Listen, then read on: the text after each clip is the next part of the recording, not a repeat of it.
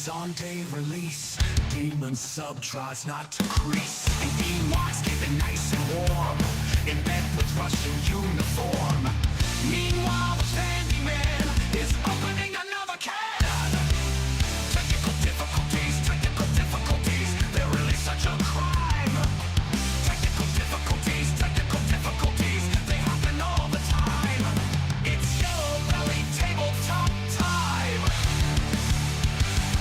It's Yellow Belly Tabletop time. It's Yellow Belly Tabletop time. Sometimes they're salty about the gaming biz, and nobody knows who Upworlder is.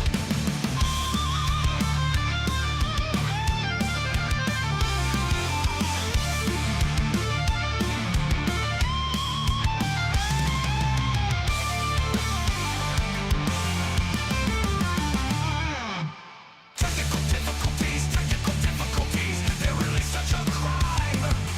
Technical difficulties, they happen all the time.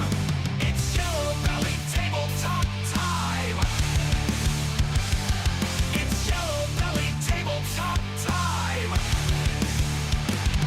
It's Yellow Belly Tabletop time.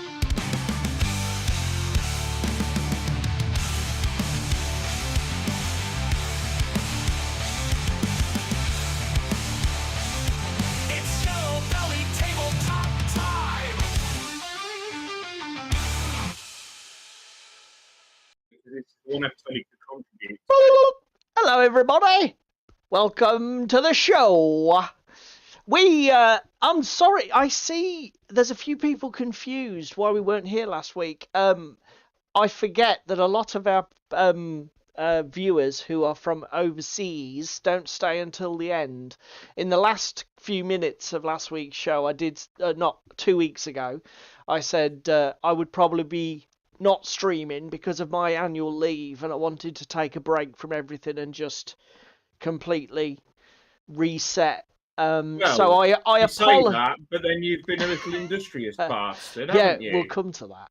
So I apologise for everybody who was missing last week's show. As I say, And I apologise to everyone for the week before when I had to fuck off at short notice.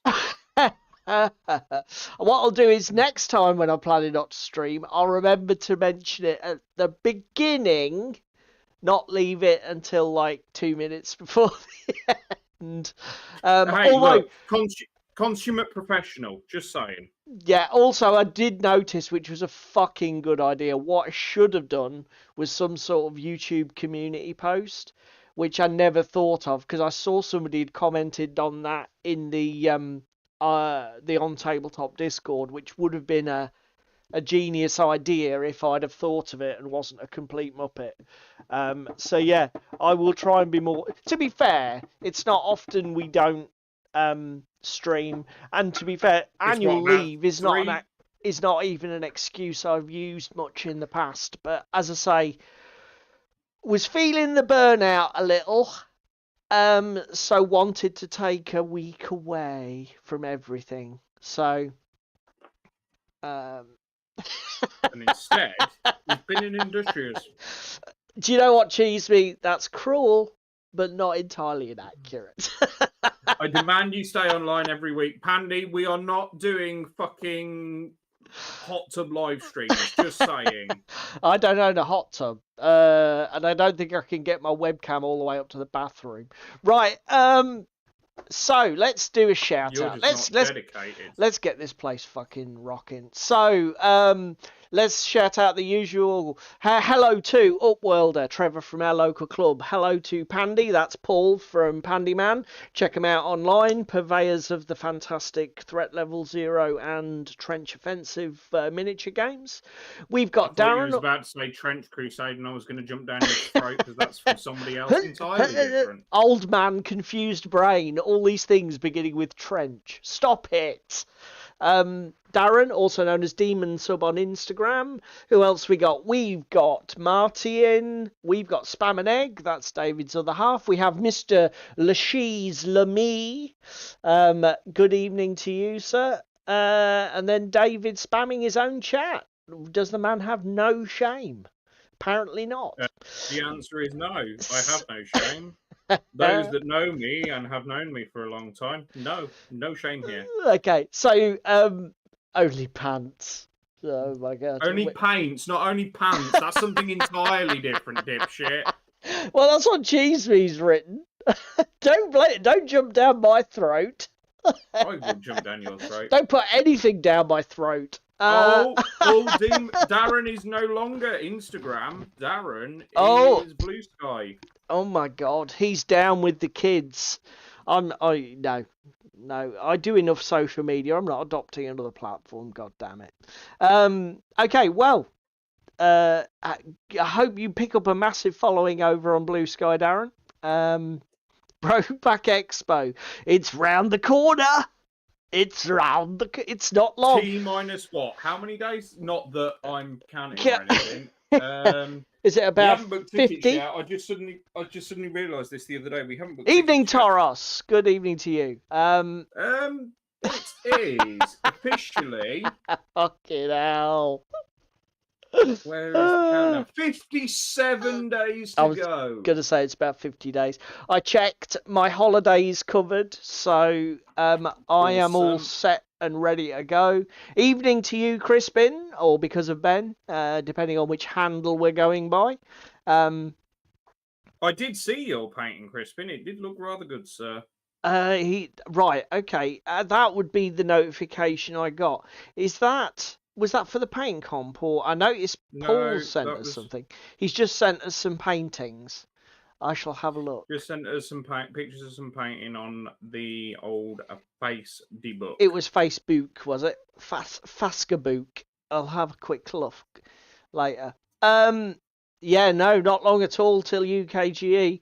So, if you're new to the show, welcome. This is what we call our hobby live stream. So for the next couple of hours, we want you to see you, metaphorically speaking, because obviously there's no way for us to see you. That's not how the internet works, just in case. Well, it is how the internet works if they post content to only paints. Not only pants. Fuck, Taurus? We have talked about it multiple times on stream. Salute being a one-day show is just a little bit too intense even for us diehards. Yeah, I mean, James, Shakos and Sprues from on Tabletop, me and him talked about it when I was doing, we were playing some Farm Sim together. And he said that the hotels aren't that bad. I'll be honest, I'm not saying never for Salute, but the rail costs, the hotel, all of that for a one-day event, it's a big commitment. It's spendy. And at the moment, I'm saving for a car because mine's become unreliable. Which is the one. Shit.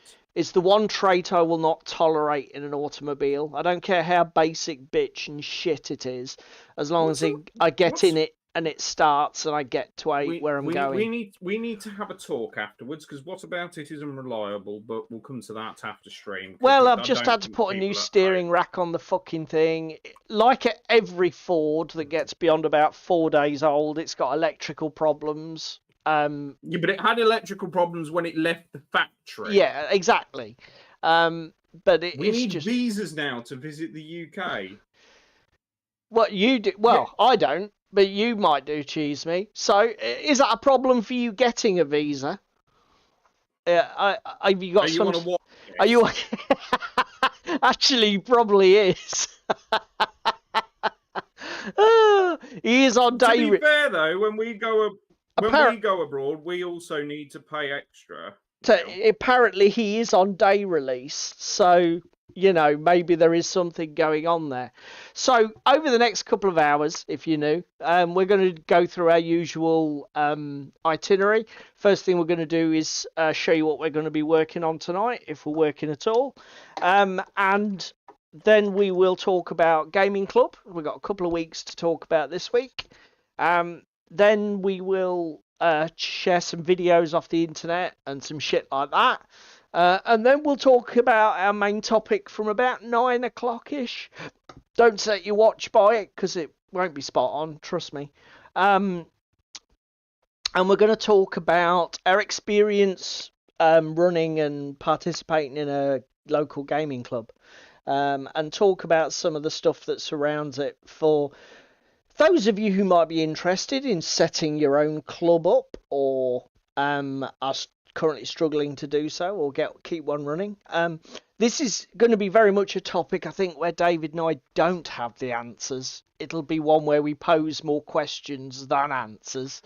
But that could be good from an interaction point of view, because if you do run a gaming club and you have some fantastic ideas and opinions on the subject, that's what the comment section's for, under this video, to educate morons like us. So Well, no, feel Paul, because free. Painting Comp is next week, sir. Yes. So you haven't sent it for nothing. No, you did. No. That... It will be used, Pandy. It will be used. It's just that we only judge it on the first Monday of the month, and unfortunately, this Monday was March 31st, not April. I should have thinking should about have done it. a reminder last week. No, wait a minute. Shut up. One of the things I should be doing is probably painting an entry for the paint competition, shouldn't I? But no, I'm not going to do that now, because I still don't know what I'm going to paint. Wasn't it Champion? Yeah. I don't know what to do. I'll tell you what I could do, actually. Just let me have a look here. Could we do this? Okay. Is this a thing we could do? Talk amongst yourselves. Anyway, boys, girls, gentle sausages and everything else in between. How has everybody been? What has everyone been up to? Sorry, I was AWOL. I know I've already said it once. Family shit kicked off. Had to fix it. So now family shit has been fixed. I am back. Do you know what? I am gonna pivot on what I'm working on tonight. Bearing in mind it is painting competition. Bearing in mind it's painting competition next week. So let's go down to my desktop and show everybody what we're working on tonight. Are you about to do painting comp, sir? So live on stream. So obviously, as we have our club painting event, I struggle to call it a competition, because that's not really the spirit. Painting encouragement, isn't it, really? Do you know what? Actually, I do have. It keeps looking at me from my model cabinet upstairs. I have an old metal high elf command section from the Games Workshop original Warhammer Fantasy Battle range that I found. You know what you need to paint that for as well? That's coming up soon. That is tempting, Darren. But as I'm lazy, Oathmark anyone? As I'm lazy and it's here. So the first thing, I'm going to be working on this. So I had painted part of my Vatican starter set for Carnivale for a previous event, but one of the things I didn't get round to doing was the main boss guy, which is this chap here with his sort of vaguely sort of like medieval helm and priest Inquisitor, robes. Isn't he? Yeah. So as he's the sort of what's the category of model, leader model for that warband, I think we'll do him. That'll do just nicely for champion, and it will get that little project one step closer to complete. Because after this, I'll only have a handful of Darren's Carnivale just said, miniatures. I heard white's easy to paint. Do you know what? Will I even do his robe white? Or will I just... Do you know what? I probably should. I literally can't remember the last time I painted anything white. Not of any significant You altar size. boy, you twat. Yeah, that's true. So I've already done boy white. Was white, so yeah, it wasn't that long ago. I've already... It's... Oh! I could do him the classic Spanish... I mean, he isn't the Spanish Inquisition, but I could do that classic Spanish Inquisition red-orange from the old Monty Python. Yes, do it. That would be a thing. Do it. Yeah, I think that could be a thing, actually. Yeah, I might do that. Like Santa. That is a very good show. Do you know what? He's going to be half Santa, because at least there'll be red there. So that's what I'm going to... sneak a little bit of green into him. No, we're not doing... Yes, you have. No, yes, you have. no, fucking no. And now I'm sitting here thinking I could do the gloves green. Look at it this way. If you do some green in him, it's then going to shut every fucker on the internet up about painting Santa, because you can just turn around and go, do you know what? Actually, right, what if we go red for the main robe, white for this collar piece, and then some sort of like forest green for the gloves? Let's put the Santa thing to bed and just paint something in fucking classic Christmas colours. What do we think? Is that mad, or is that really mad? I think it's a little too mad, even for you. Okay, well, we'll get on with the robes, and then you can make your minds up. Pandy, do it! 50,000 exclamation marks. Right. Do you want to show us what you're going to be working on, mate? Well, I would, but it does occupy a lot of the shots. So come on down, boys and girls. Oh my Christ, that's Jesus. Busy bee. We've got a little bit of an industrial process going on here. Everybody's saying do it, so let's just do it. Ridiculous or not. David has embraced the slap chop. David slap. He's slap chop. Hello, Damon. Good to see you.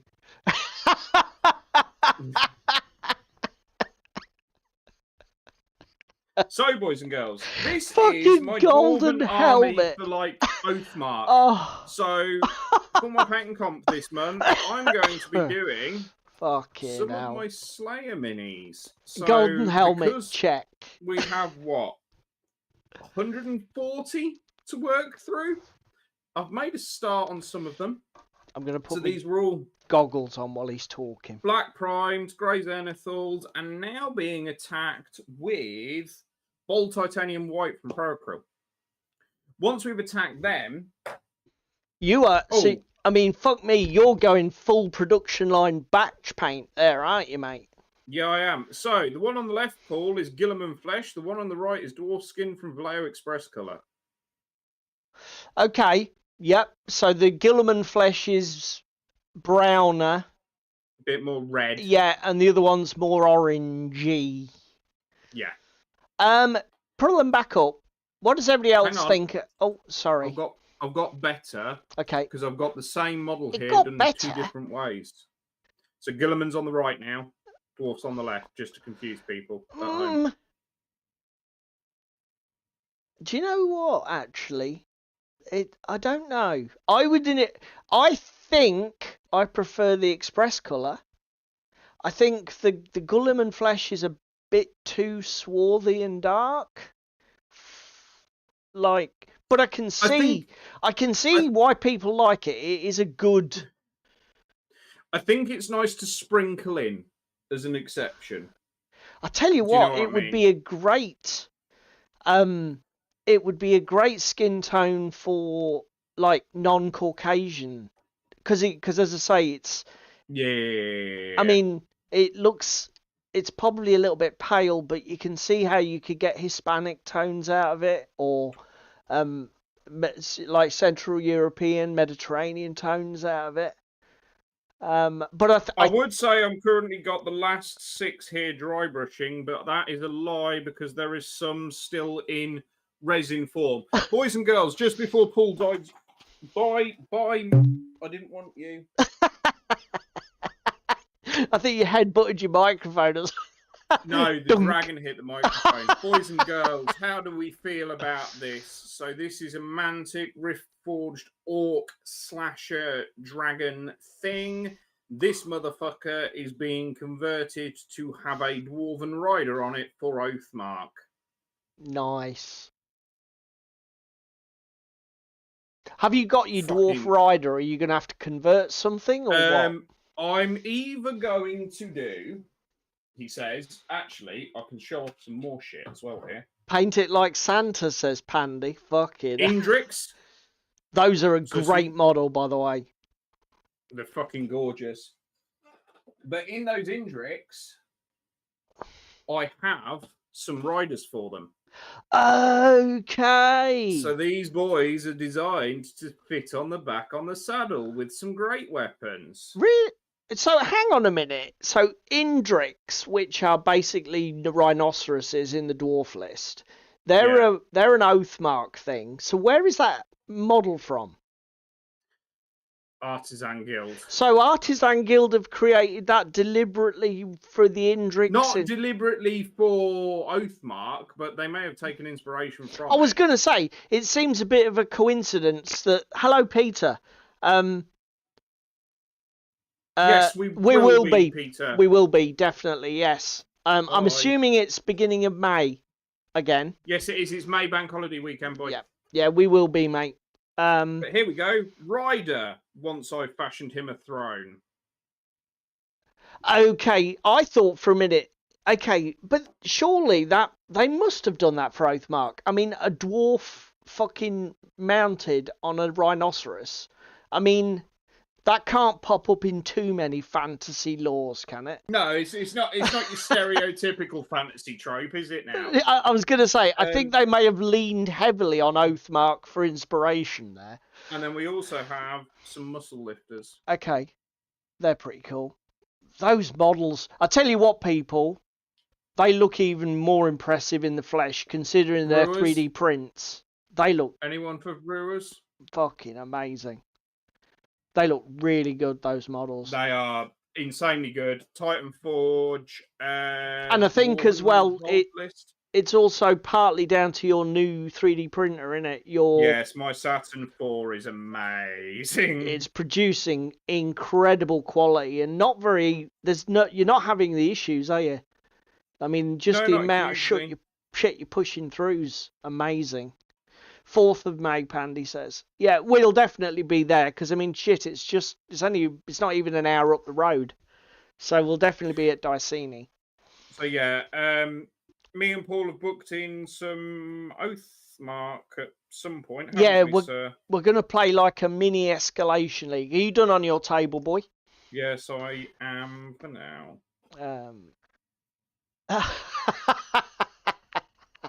Oh my god, fucking. Well, actually, I tell a dad lie. joke central. I tell a lie. Go back to my desk cam. Do you see Darren? Saturn 4? I bet it runs rings around the old one.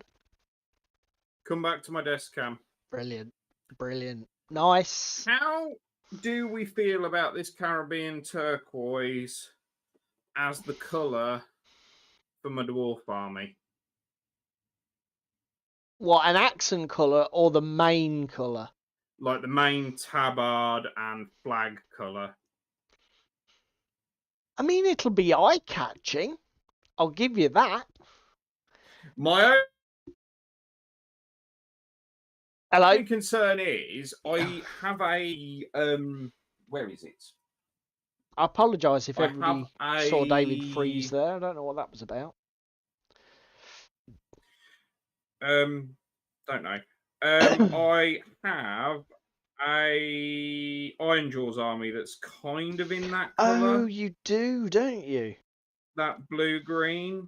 Right. So what are you thinking? You can add the Iron Jaws to it as a like... Well, possibly even that, yes. Longer term, I could for both Hobgoblin and Oathmark. This would be insane. See what Ewok, hello Ewok, lurker. Ewok's put, I could think of a couple of colours. that would go with it. Russian uniform does not come in Vallejo Express and or Citadel flavors, Ewok. Oh dear. I mean, I love you, dude, but no. yeah, I think it could work. Oh, well, you done with my camera? Yes, 'Cause I've yes, just all shunted right. it to the You're side. good, mate. I think it could work. I mean, you can paint pretty much anything, can't you? I'll tell you what will work well. That is a great contrast color. If you go, because you've got some Dwarf Slayer copies, haven't you? Yes, I have. So if you're doing them with the classic bright, vivid orange ginger hair, that'll go really well with that blue, won't it? That's what I was thinking. Yeah. Again, Because we can't be stereotypical and paint dwarves without ginger, can we now? to be fair, I tell you, I mean, the other thing as well is if you lean into some of the reddish brown tones, things like cavalry brown and Red leather. mahogany brown, red leather, it'll give you a nice scheme to tie everything together. Actually, it's probably a pretty good shout, all things considered. Yeah, I'd go with it, mate. If that's what you're thinking, crack on. And that's an express colour, is it? Yep, it is. It's Easy a Vallejo peasy. Express colour. It's called So let's, Caribbean turquoise. before we go any further, let's get the confession out of the way. So obviously, I took a week off. And in You my can't just confess to it without showing everyone I'm what gonna, you've I'm been gonna, doing. I'm gonna. So I took a week off. I'm gonna pull the camera back. Yeah, it's like that, is it? Yeah. And one of the things that I resolved to do during my week off was obviously play as much Farm Simulator 25 as I could, which I did that. But the other thing that I said that I was gonna do was get my 3D printer up and running, because my wife bought me an Ender 3 SE, V3 SE, I think it's called, for Christmas. So during my week off, I unpacked it, set it up, and did a test print. And here we are, basically just over a week later, and I have already got through my first kilo of plastic. Captain, I'm never going to 3D print. What's the point in 3D printing? Don't see what the fun's all about. Don't see the enjoyment. Would you like to confess to the boys and girls what you did as your first fucking project with a 3D printer? Not even print a benchy, boys and girls. This Belly. No, that's not true. Modified it, right? Okay. Then printed it. So basically, the Ender 3 SE comes with this, which is an STL for a bed scraper. So this was literally my first print using the short amount of spool that comes packed in the box. But then for my first proper print, as David said, I couldn't take an STL and just print it. I had to modify it in bloody Blender, something that I have absolutely no skills with. And basically I did a David and leapt straight to fucking hard mode. But my first print was this, which barely fits on the camera. I'm going to have to pull further out. Okay. That's what she said. Not letting that one go by, boys and girls. Got it for you. Right, okay. So, as regulars may know, we are planning to play the next Frostgrave campaign soon. It's beginning in June, yeah. You say? And one of the first missions requires what's described as a sinking mausoleum. Effectively, it's a mausoleum of the dead that's sinking into some marshland. So I took a cool free STL for a mausoleum that I found online, and then tilted it by about 4 or 5 degrees, and sunk it into a base plate, which obviously required taking all the geometry off the bottom, and it was a complete pain in the fucking arse. But it's actually come out quite well for a first print. I'm pleased. It's not bad. Um, I also have a confession, boys and girls. So you know I had 140 dwarves that I said, yeah, I've done them all in Zenithal. I've just found a little dwarf gunner sat on my desk, painted black. Fuck! do you know what, Crispin? David said use Microsoft 3D Builder. I can't find it on my Windows 11 system. So I don't know where I would actually Windows get it. I 11 is couldn't find it in the shit. Microsoft store either. So unless I'm being thick, I don't know where Go on, to get Crispin, what's this. your confession? And don't make it dirty, you bastard. So yeah, this was the first thing I printed, and this has been so far the only gaming thing I've printed.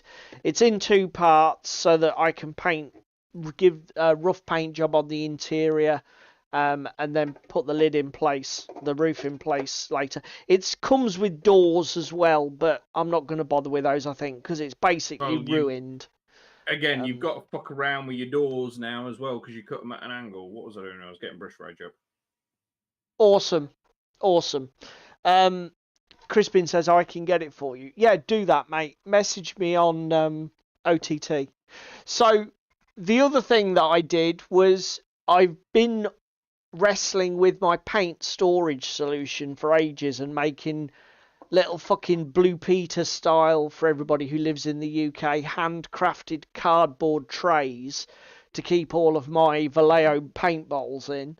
And I thought, fuck it, let's go into Blender and actually make ourselves some paint trays which are actually shaped to fit my desk. So if I just tilt the camera, can I do this? There we go. This one's sitting on the cardboard original, but I've started to transfer paints. So I've created these trays that go right to the back of the desk. I'm going to do ones for the lower level as well. But they're not, I mean, don't get me wrong, it's hardly the fucking fourth bridge of 3D modelling, but I'm quite chuffed with it. But basically printing a shit ton of these has used up my first kilo of filament. So yeah, welcome to the slippery slope. That's it. And I will say I have been proved completely correct in that 3D printing is a fucking massive time sink. Just saying, I was right. Okay. What do you want? Fucking medal? Am I using my camera phone on Discord? I've got Discord on my phone, if that's what you're asking, Crispin. But I also have Discord on the PC as well, mate. But yeah. Okay. Windows 11 stopped using 3D Builder. That explains why I can't find the fucking thing. Okay, at least I'm not being thick. Famous last words. What was the camera? Oh, the camera I was just moving around is my smartphone, which I've got in a little grip holder, and I use it as my desk cam, because I don't have multiple cameras. I wish I did have a nice camera. If I had 700 quid to spare, I'd buy myself something good. Oh, should we tell the boys and girls about the other confession we have? Which is what? This is news to me. Fucking ton. Oh, I've already put it. Yeah, if anybody's a member of the On Tabletop community, you know the secret. David and I are going to another metal gig, so we've got tickets to go and see Sabaton in Nottingham in December. So if any of you guys are into your metal and live in the relevant areas of the UK, where we'll see you there. I think it's December the 6th at Nottingham Arena. Yep. Should be a good time. And earplugs, wimp. I'm gonna buy. If I don't have my ears ringing the next day, it's not a good metal game. Yeah, I'm gonna be buying hearing aids, Amplifiers. even though I don't need them, just to amplify the sound. I'm not going for earplugs. We are going to be seated in the gallery of the tiers this time, Ewok. Paul's too old for a mosh pit. Ailstorm taught him that. Fuck this. Yeah, 50. What am I now? 54 years of age this year. No, we're not doing the fucking floor of a Sabaton gig at the front. Fuck that. Plus the fact I'm 5'2", so actually standing in an arena like that, I'll see absolutely jack shit if I'm on the floor. It's not too bad in a small venue, but in a big thing like that, no way. Not for me, Crispin. I did the mosh pit at Ailstorm, and it made me realise just how fucking old I am. Good for you. Good for you. My moshing days are done, and I'm not ashamed to Paul's say it. back. What was it? 4 days after Ailstorm was still playing up. Yeah, it was intense. It was fun, but yeah, I'm definitely fucking. It was Orphan and Games till Spam got smashed in the face. Was that recently, Crispin? Last, obviously I did Ailstorm. Before that, I saw White Zombie on the Astro Creep tour at Leeds. That was pretty intense. Fucking hell, 44. Yeah, well, good for you, mate. But no, I'm out. So there you go. Let's talk about club. We might not have to. We'll have to rattle through shit because we're spending far too much time chatting to you guys. This is what happens when we don't see you for a week. You see, we just talk. Right, the week. So not Monday gone, but the week before. So you're the same age as me, Crispin. I'm 54 in August, mate. Happy birthday for when it comes around. Yeah, the Dropkick Murphys are a great band. So Bolt Action was what I played, not Monday gone, but the Monday before. So if we'd have been here last week, this is what I'd have talked about. So what did I play? I had Armada, was it? Yeah, I think I did. My mate Ricky from the club has got the Stalingrad campaign supplement for Bolt Action, and so we used his Germans and Russians, and we started playing through the Stalingrad scenarios in the book. It was 1,500 points aside, this one, I think. Basically, the story is the Russians are in full retreat. The Germans have broken their lines near the River Volga, and the Russians are in retreat. So what you see there is the Russians deployed on the right-hand side, and they're heading into the... They've got to get across that bridge, represented by the unpainted MDF jetty across David's fantastic stream terrain, which is his 15mm river. And the Germans come on from the north and south table edges in various deployments in waves to try and catch the Russians before they get across the ridge and blow it behind them. And it was a fantastic game. It was really good fun. You can see the Russians moving up and the Germans coming on from the edges, trying to catch them before they make it across the bridge. It was just such good fun. Great scenario. I really can't wait to explore Bolt Action, the sort of like the campaign and the story side of Bolt Action more. So far, most of the games I've played have been completely sterile. It was too far for the bloody Germans because the Russians made it across easily and blew the damn thing up. I think I lost 11 points to 4 or something like that. I got absolutely crucified. But but partly that was I should have taken. I didn't take the correct. Should have paid 50 points.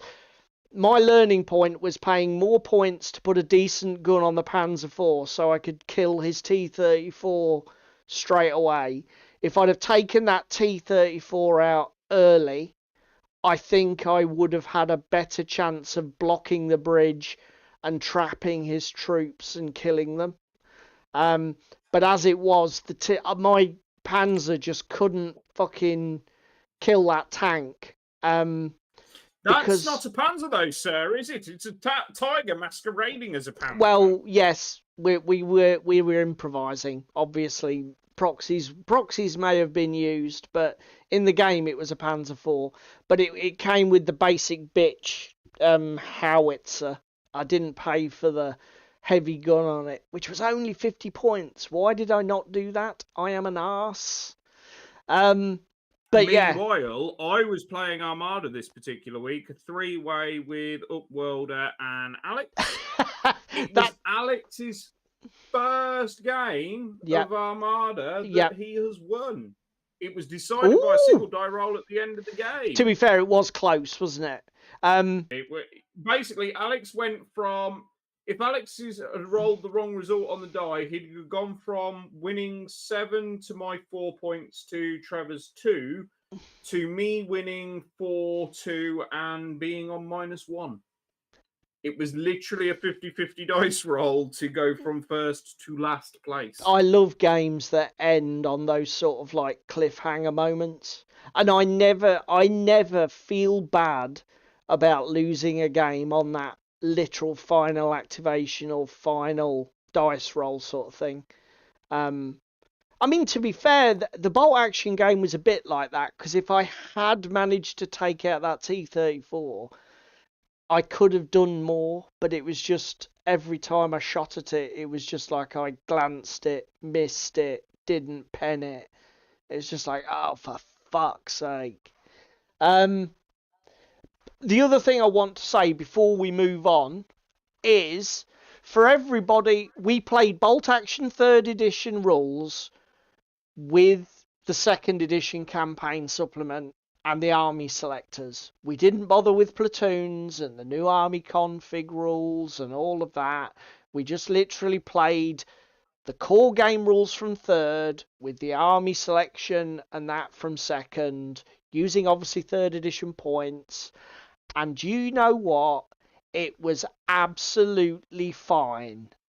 So if you are a bolt action player and you have been put off by carping, bitching, moaning on the internet or whatever, please don't let it put you off. Actually, on that note, can we just pay respects to Paul Sawyer, who died this week? Good point. Yeah. Obviously for those, I imagine everybody in our chat knows the news, but Paul Sawyer, who was one of the original co-founders of Warlord Games, who now own Bolt Action, passed away week just gone, after a battle, I believe it was with cancer. Somebody can correct me. Cancer. Yeah, correct me in the chat. Our thoughts and prayers go out to his family, and we salute what was an absolute legend, who basically one of the I don't think it's hyperbolic to call him a progenitor of one of the hobbies in this country, certainly in the UK, probably in the West in general. The man was, he was just there at the beginning and was massively influential. He was editor of White. Yep. White Dwarf for a period and everything as well, wasn't he? Yeah, that's what I mean. The man was steeped in the legend and lore of our entire hobby, and he'll be sorely missed. Oh man, that's sad. Well, it's fantastic that obviously you had a connection with him, but obviously that's sad for you, because he obviously must have been more closer to you than the rest of us, who just admired him from afar. But yeah, well said, mate. Yeah, we need to mention that. So yeah, as I was saying, again, just wanted to mention it while I was on the topic of Warlord. So if you are worried don't be. The other thing is, Bolt Action 3rd Edition, I had some concerns. We did a whole live stream on it. I didn't get the changes, the armor saves, the changes to shooting and that. I didn't understand what was going on, why they'd done it. When you play it, it makes sense. The game is still fantastic, works really well. It is actually way quicker the way that Alessio set it up. I was worried it was going to be super killy. It isn't. It works just the same.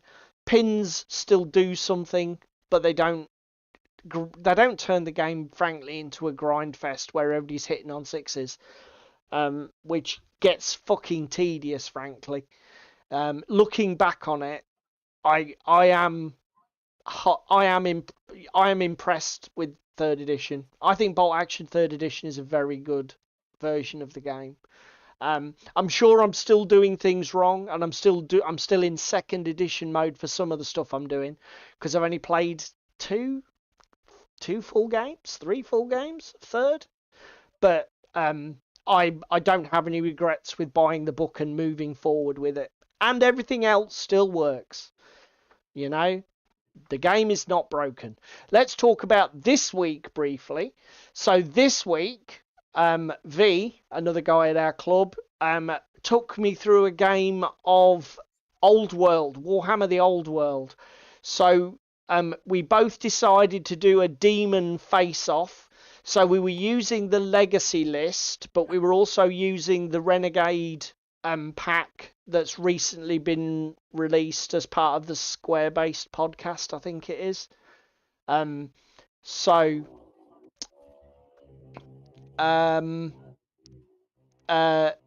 it was good fun.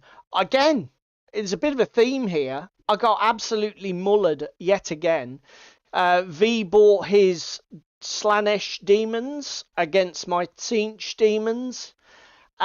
I tried to be a bit too clever, and I thought, pink horrors, they're all units of... They count as level 1 wizards. So if I bring lots of small units, that gives me tons of wizards.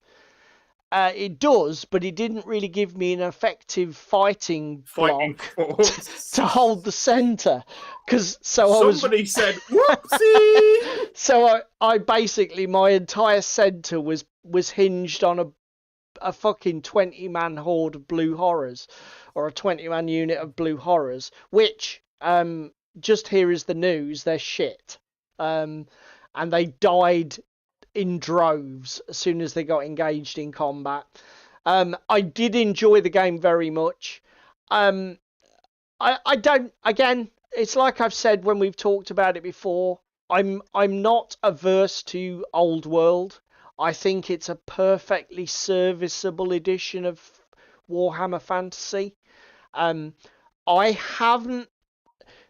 be honest, if everything wasn't so fucking expensive, and B, I had any faith that anything I bought was not going to be redundant, retconned, revised, or changed after less than a couple of years, I would probably get into it by buying the books and stuff. I also, sir, did you see, just while we're on the topic of Old World, the new Cathy release? I haven't. Do you know what? I have been so fucking busy. I haven't even had a chance to look at them yet. Everybody says they really good models. So fucking gorgeous. Genuinely, I think you would love them because they've got a really nice Chinese aesthetic. Yeah, obviously that was the pitch with Cathay. It is nice to see them exploring that stuff, but as I say, I'm sorry guys, I'm just fucking a bit wary around GW now. I hate spending my money and then finding stuff that might not be legal in 5 minutes. You know, I turn my back and everything's fucking, changing again. Revisions and fucking army books, and I just can't be arsed with it. So when people ask me to play it, as long as I can play it with my existing model collection, I'm there. I'm up to it. Yeah, the price is probably going to be crippling though, Demon, isn't it? We'll have to see.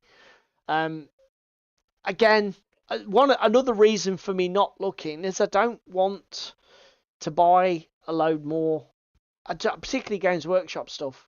It's so fucking expensive. There's no I point me even know, but looking. again, I would like to see you a little bit hyped for one of their releases, particularly because it's flavorful for you. I'm not saying go out and buy it. Yeah. Do you know what I mean? Because again, we rag on GW a lot. Yeah. But those miniatures are gorgeous. And I genuinely think if you looked at them, you would be, oh, they're right up my street kind of thing. Do you know what I mean? But I also think you've got enough restraint to not buy them. Yeah, I might talk about them next week if I have a look at them. But yeah, as I say, I had a great game of Old World. Lost terribly, but it didn't matter. It was a great game nonetheless. So I that's... had a great game of Gaslands. Yes. Absolutely fucking stellar game of Gaslands. So we introduced Callum, brand new guy, to Gaslands and to wargaming in general, I think, from what Ricky was saying, because his mates were Ricky. Absolutely fucking stellar game. Again, beginners looking Gaslands. Callum won. Then we played Flag Tag. Now, what a clusterfuck Flag Tag was, but for all the right reasons.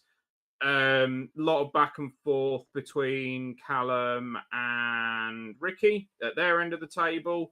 Meanwhile, I played a nice protective game, put my little landmines down in front of my flag in my deployment zone. And then just proceeded to do donuts around Alex's flags and picking up them. Luckily, I got killed before I could win the game, and Alex won. Did everybody gang up on you, or was it just like unlucky? No, it's just the luck of the draw, just with how it was. But it was good fun. Really, really good game. I must confess, we will have to have some games of Gaslands again. It's been too long since I played it. All these good games. Another game I'd really look forward to playing. So yeah, there we go. As I said to you, looking forward into the new year, we may end up doing a campaign. Yeah, you mentioned it. Good for it. Let's quickly. This is going to be like 200 miles. The world's quickest news segue. Yeah. Let's go. 10 minutes. Speed run the news. It's the part of the show that we have come to know as the latest salty blizzard of nerdy sorrow. More news than you can shake the salt at. More news than you can shake the salt at.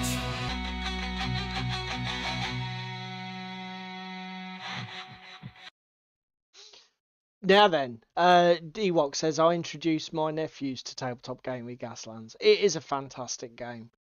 I introduced my lad to Wargaming with Gaslands, and he has now started writing his own war game.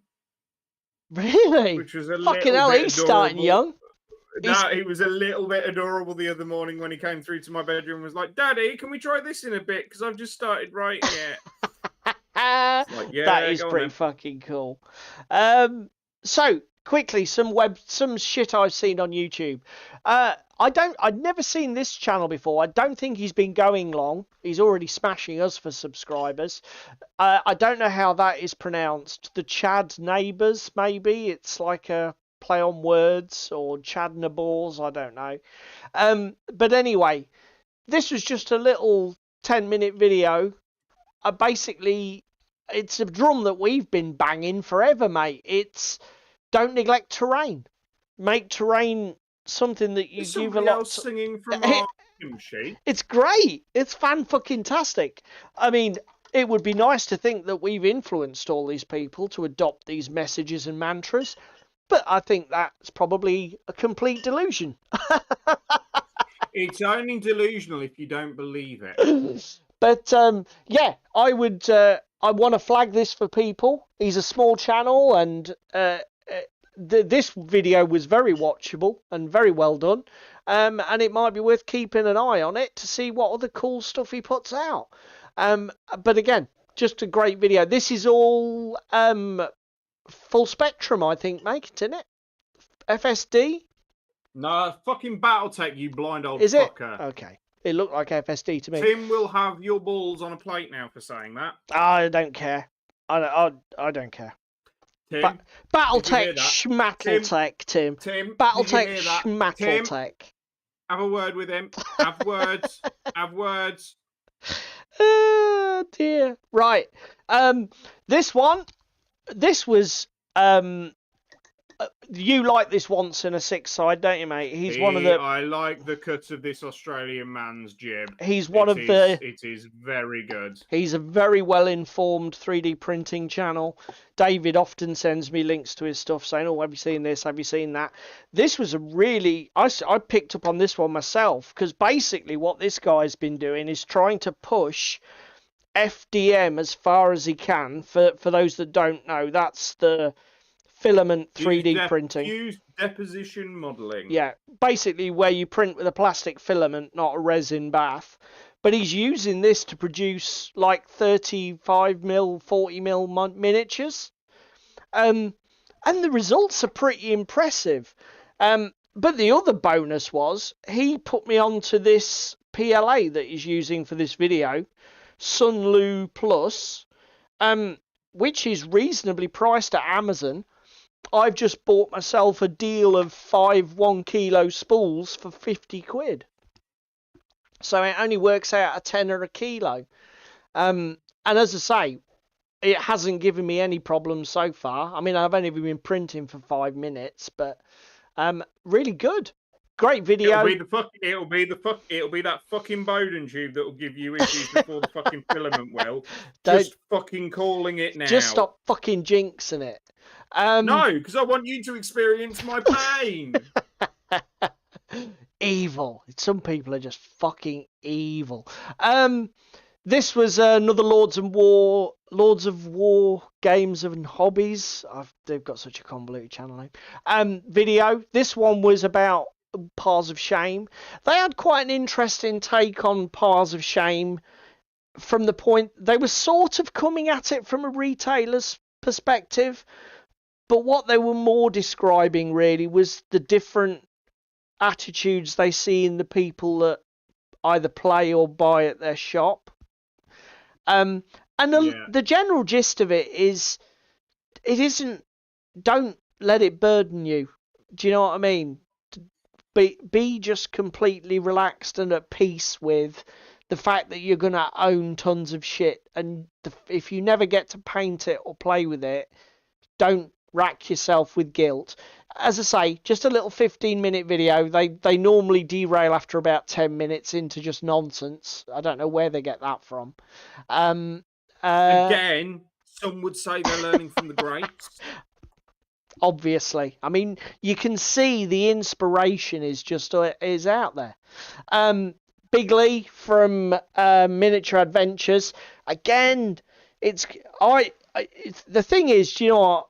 Maybe I'm sad and old, but I love to see these other content creators visiting topics that David and I have talked about, or that we've sort of like got lots of thoughts on as experienced gamers. Essentially what Lee's tackling here is the idea of not painted miniatures and playing with them. Spoilers, it's not a revolutionary take.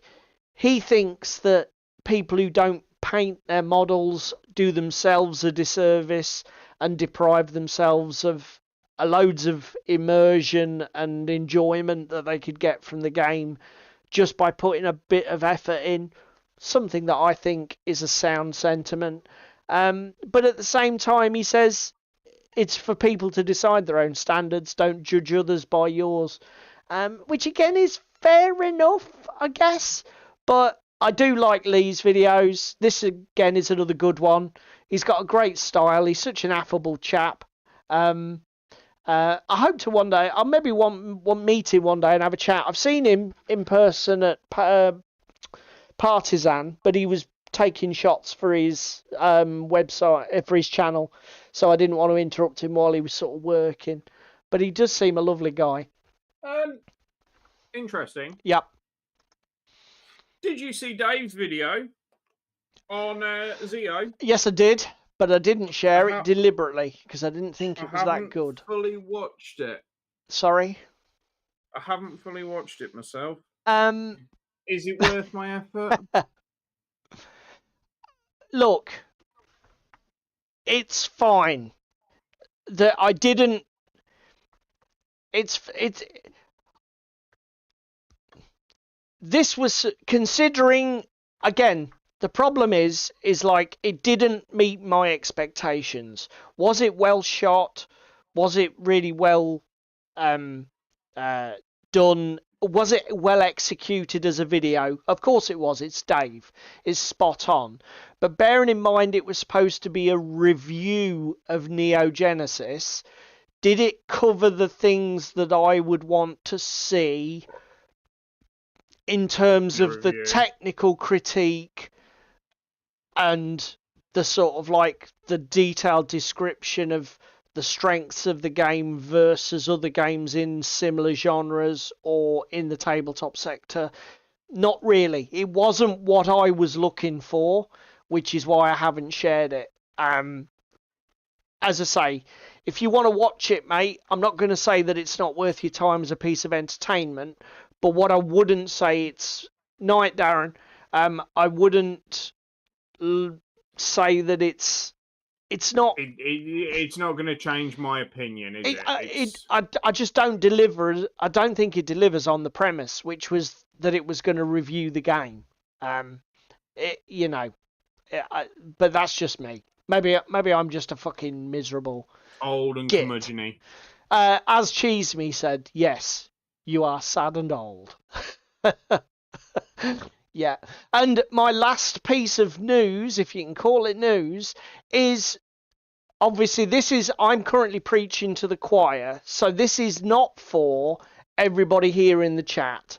This is for the people who might watch us later on YouTube and are not already deeply embedded in the on-tabletop community.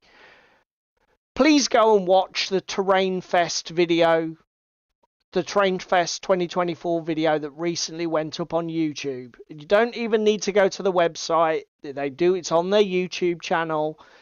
But there is so many amazing, inspiring projects that are in this video.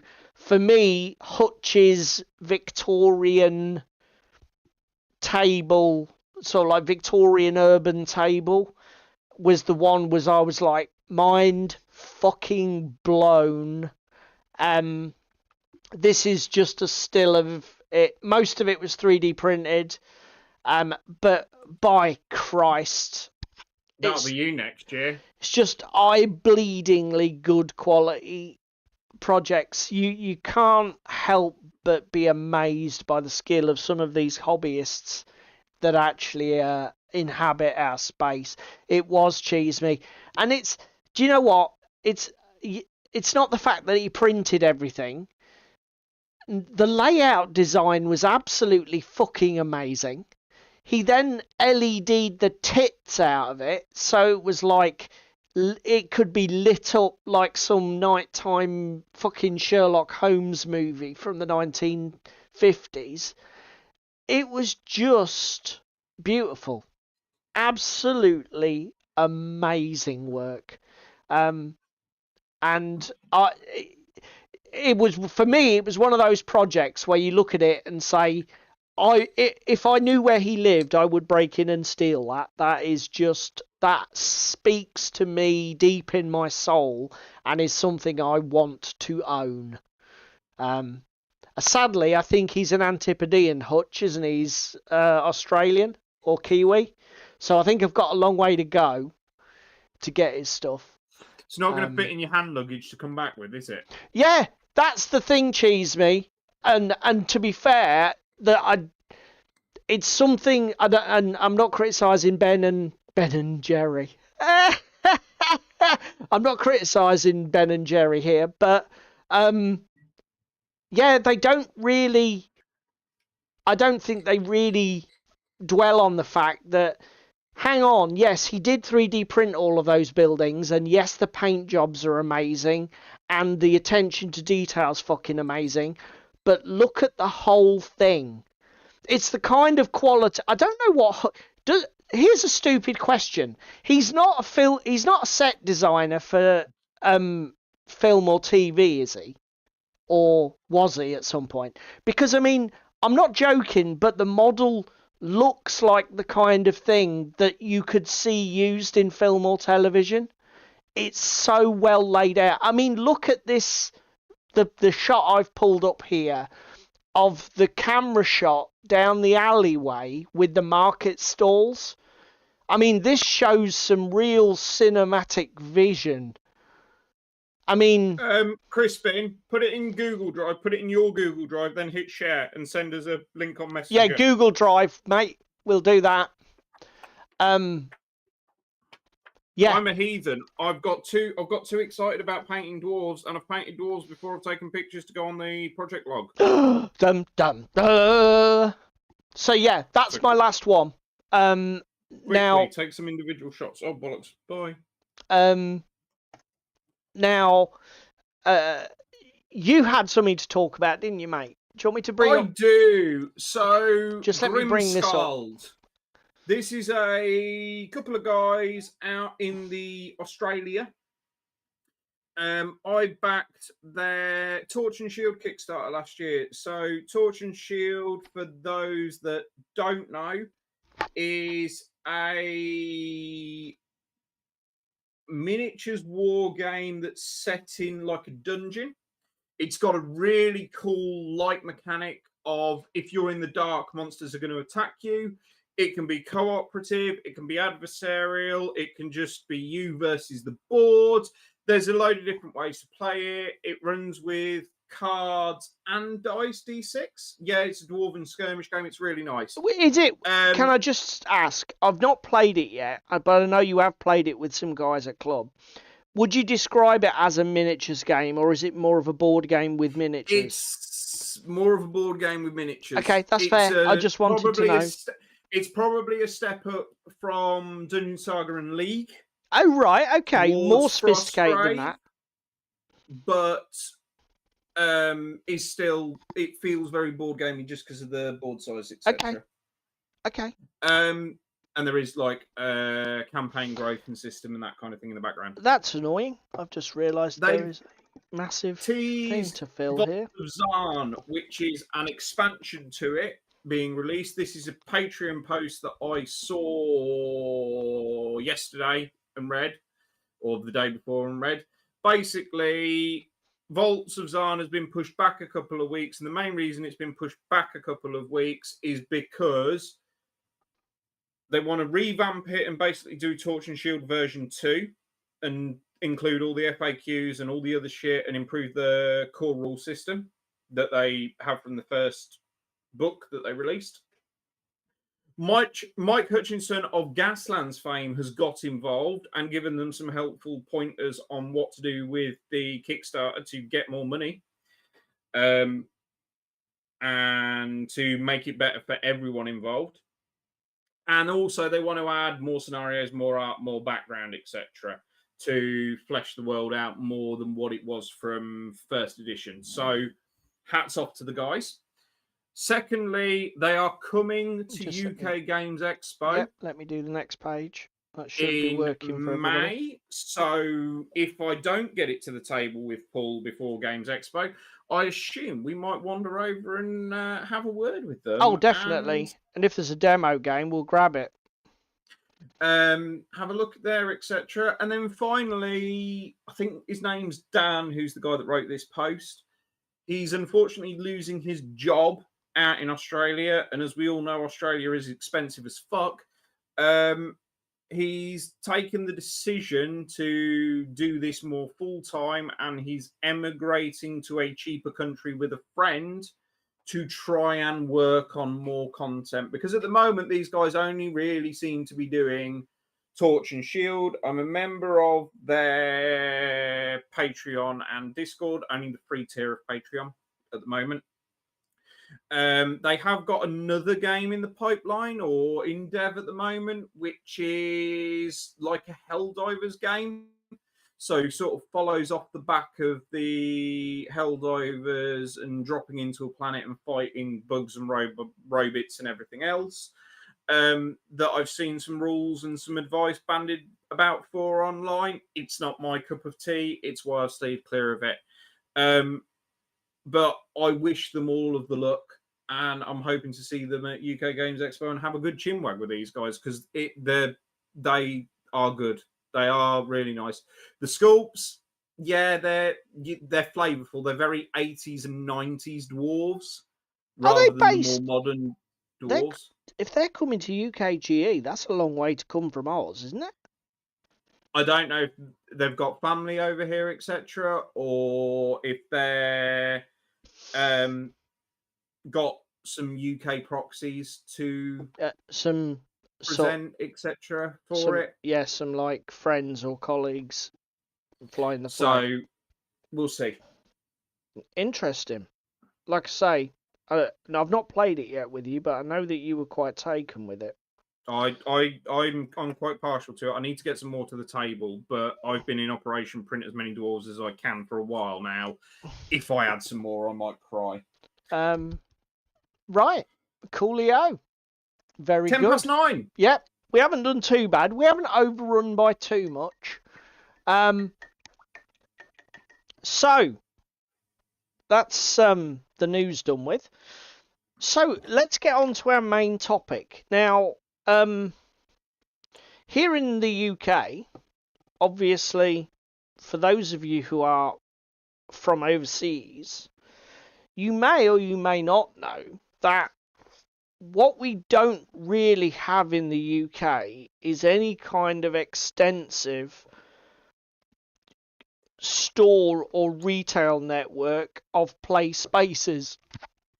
The only place that is sort of common and proliferous is the local GW. But even GW obviously don't allow playing, pretty much. They only have space for demo games of AOS and 40k. They don't. Very few of the one-man Games Workshop stores now allocate any space whatsoever for playing. Fair enough. Well, that tells you how long it's been since I've been in a GW. From what I glean online, that is, because to be honest, again, like David, it's been years, literally years, since I've walked into a Games Workshop, because there's no need for me to walk in. There's no reason. So what that means here in the UK is that if you want to participate in our hobby, particularly, I'm speaking primarily here about miniature war games. If you want to play board games, we are getting more board game cafes. Board game cafes now, haven't we? We've got what, 5 or 6 locally? Yeah, and I tell you what else is happening as well. You're getting like, I remember when my stepson lived in Stamford, which is a quite well-to-do town, probably about an hour from here, hour west of here. And it's a pub, one of the pubs there actually had a board game night where that's nice. It was, so they weren't a full-blown board game cafe, but they started to incorporate that into the, because it was more of a wine bar than a pub. Do you know what I mean? It was that sort of feel, but you know what Stamford's like. Stamford's quite posh. But basically, here in the UK, you either play at home with your friends, or you find a club. And to be fair, one thing I will say in the UK with the scene, they are quite prolific and pop up in the most unexpected of places. Yes. Like little sleepy village might have a wargaming club. Yeah. This is probably because transport links are so fucking dire in this country that people try to stay as local as possible. Because if you need to travel to game, it eats so much of the time you've got allocated, you never get a game in. But that means that you find there's quite a lot of clubs, but they tend to be very small. Now, the drawback there, of course, is the overheads on renting or paying the cost of a space to play for a small club are disproportionately high than for a larger club. So,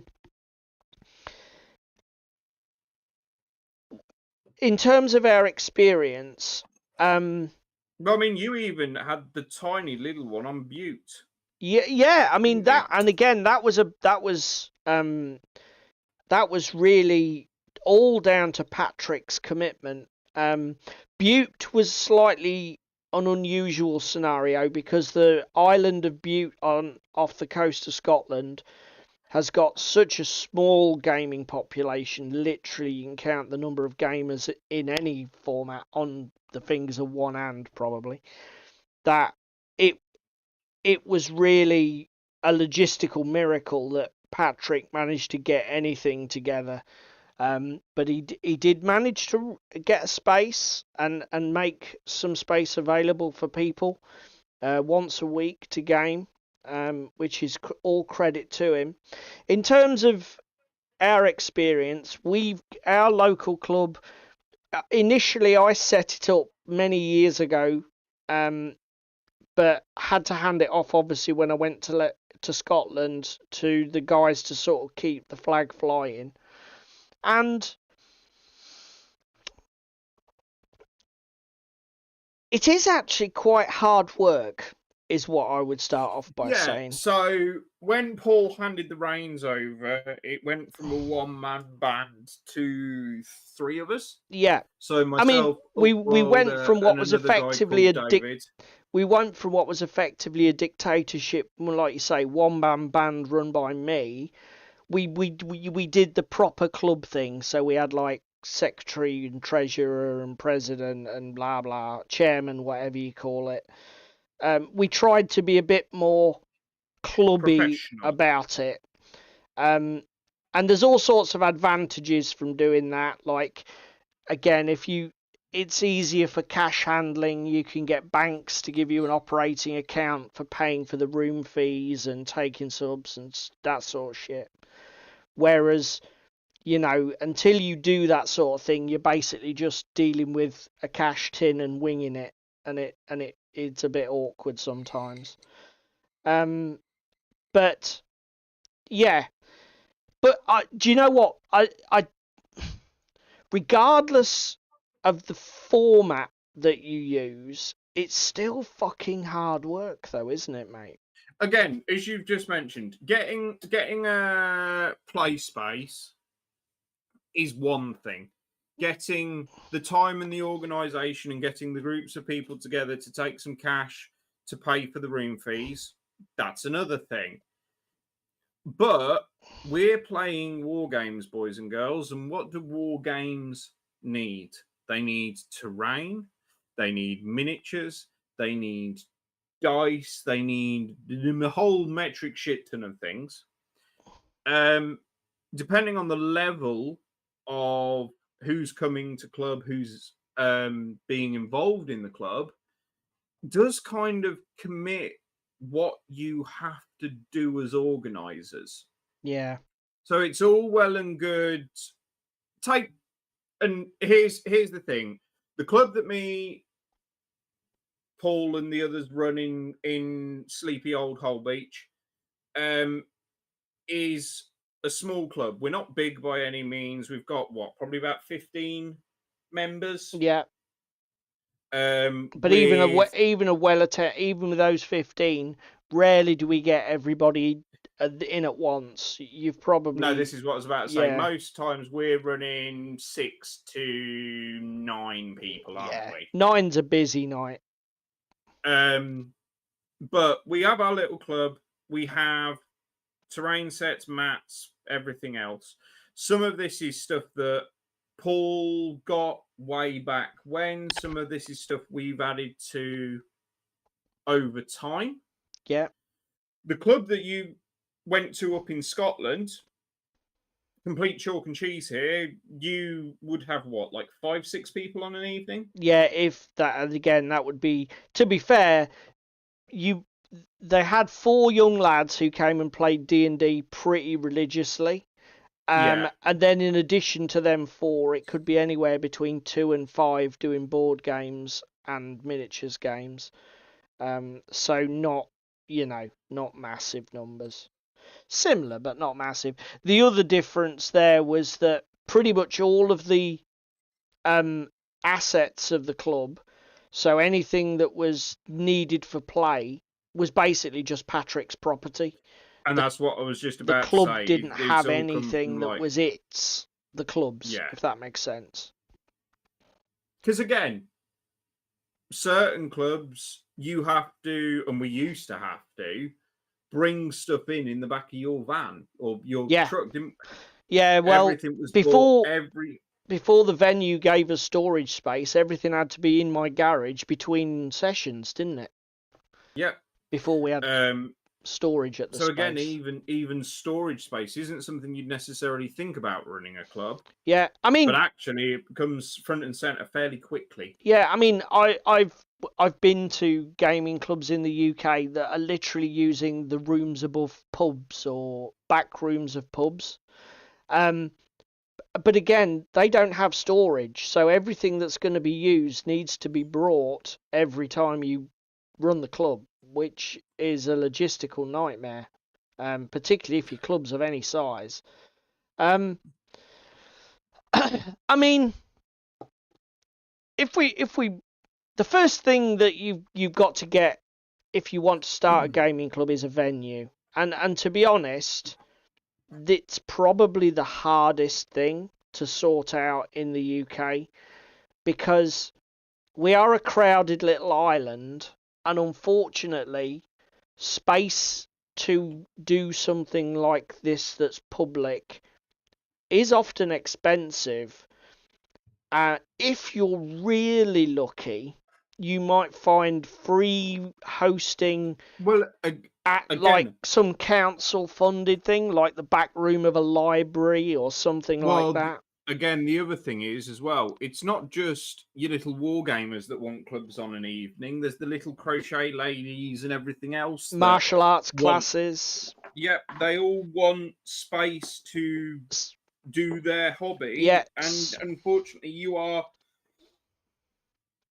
occasionally competing with the highest bidder. Yeah. Because martial arts and crochet classes and bits and pieces like that. I mean, I think one of the biggest other users, Night Cheese me, I think one of the biggest other users of our venue is the weight loss club. I don't know if they're Weight Watchers or whatever they are.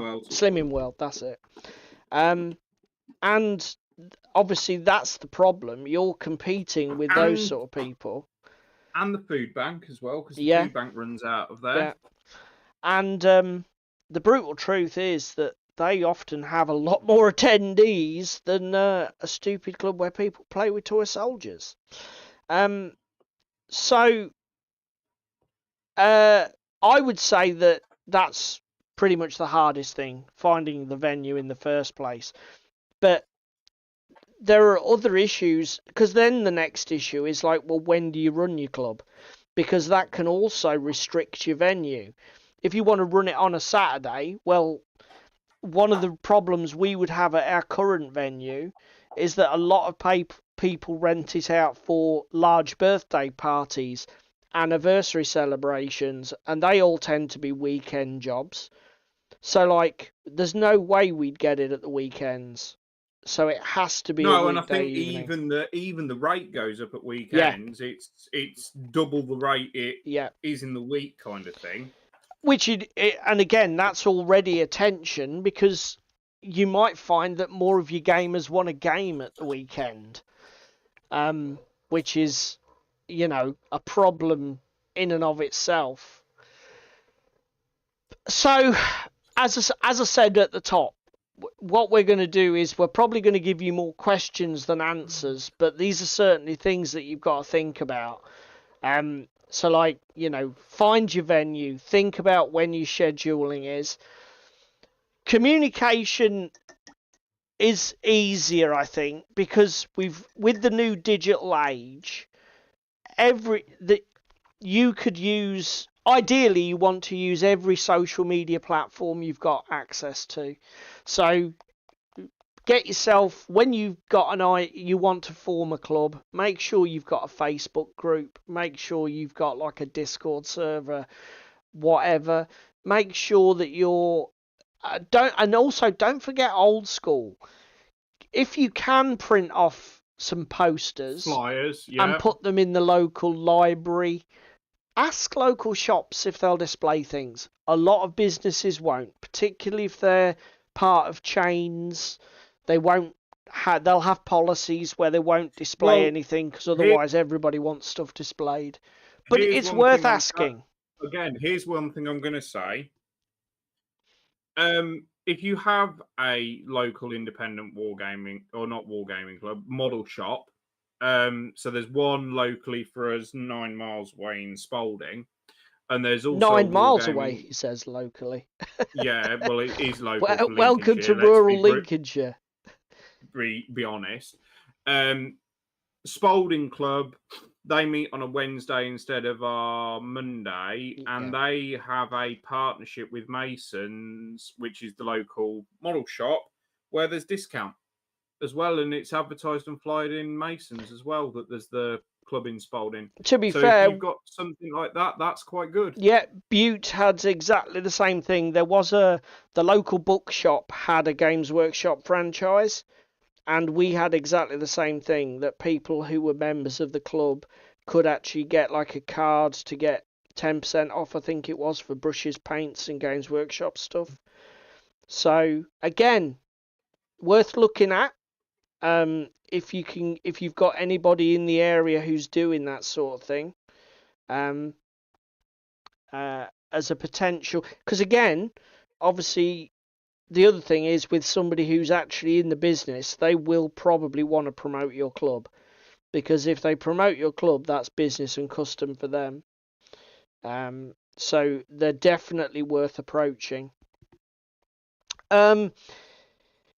In terms of your club, so you've got yourself a venue, you know when you're running, you've got yourself some social media sorted out, you've maybe used like posters in the local businesses to advertise. The next question that popped up for us was, what do you offer to people coming to your club?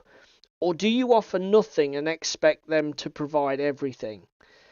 And again, I'm not saying that this is... there's no right way or wrong way. There's not a right or wrong here.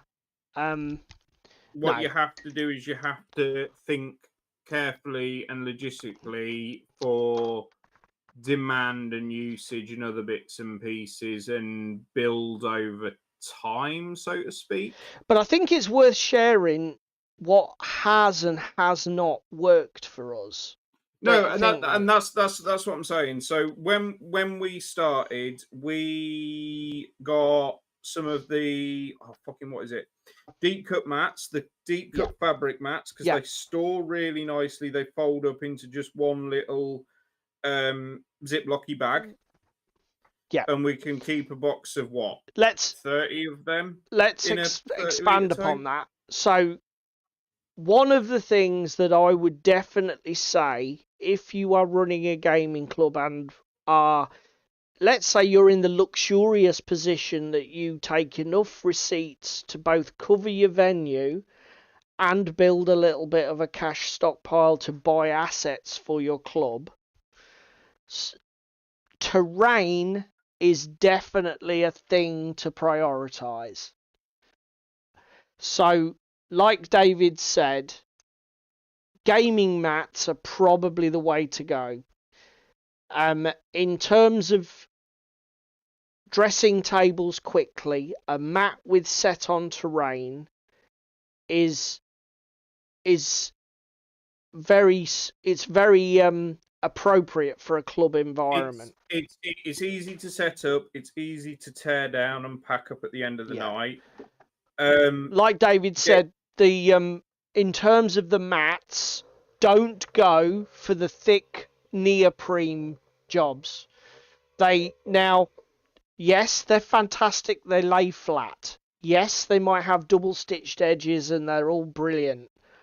But I tell you what, when you've got to store 20 to 30, you will realise why that was a bad idea. We went for simple, plain, printed cloth, no backing.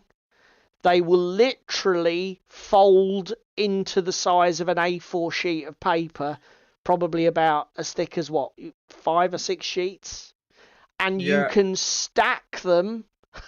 You can easily fit 20 into a really small space. Okay. The other thing I will say that's excellent about them from Deep Cut as well, they are machine washable. Yes. So should something happen, when somebody drops their kebab on it, somebody just needs to volunteer and take it home and run it through a 40-degree wash, and it's fine. So yeah, in terms of the set on terrain, buy ready finished. Okay? And generic. So if you're gonna buy stuff, buy like some forest, buy some swamps, buy some snowy ruins kind of thing that will work for sci-fi, work for fantasy, etc. Only once you have your core should you start building out specific or more specific items. And by more specific, I basically for club did a 3D printed tank trap set. But I left it generic and scale agnostic. So it was literally just some tank traps 3D printed and painted, glued down to some MDF with some flock and static grass, and left at that. Nothing particularly fancy because, again, I wanted it usable for World War II. I wanted it usable for sci-fi. I wanted it generic. Yeah.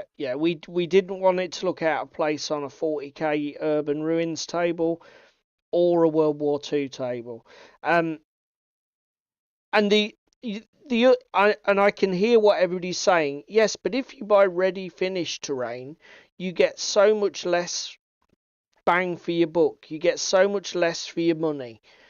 That is very true.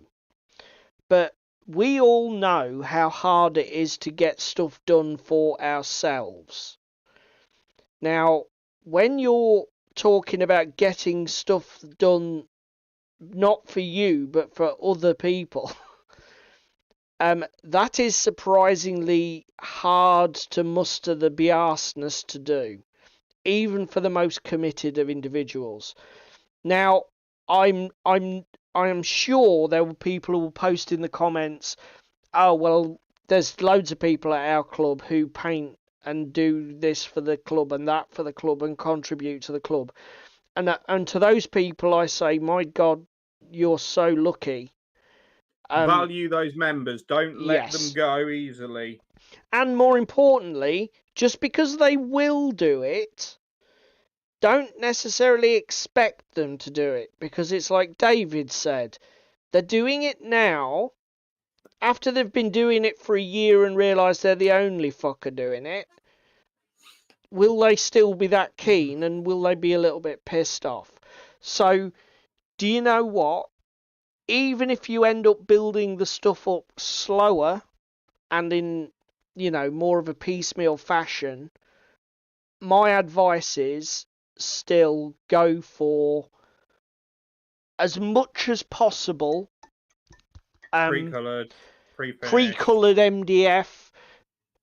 Don't just, if you can go on eBay and somebody has taken some plastic hills, painted them, flocked them, sealed them, and maybe they're double the price of the raw plastic, the fucking molded plastic hill. But if somebody's done that work, don't undervalue it, particularly for a gaming club. Again, there are some insanely good value terrain commissioners out there. I got a fantastic winter set and a swamp set. I can't remember the guy's name, otherwise I'd give him a shout out. I don't even know if he's still doing it. But It's the same as them roads that were in your stuff at the top of stream. They were bought pre-done off a lad off eBay again. Yeah. I can't remember the seller's name, but I know he's based up Scotland way. I will share his name because I'm going to be buying his 28mm asphalt roads soon. So when I do buy them, I will give him a shout out because, the one thing that I don't think we've ever wasted money on is terrain items, unless it was things like unfinished MDF, when in a way the money was wasted because it never got past unfinished MDF. That was the brutal truth of it. Again, we've got some Black Siege Studios stuff. Black Sheep Studios, Black Sheep, okay. We've got half of it built and painted and done. The other half currently sits in my downstairs cupboard. Yeah, because there's the big... there is stuff from that set not finished, isn't there? I always forget about that. I always think about the Sarissa stuff, but I always forget about that. And then, of course, we've got the Carnivale table, which is like halfway there from TT.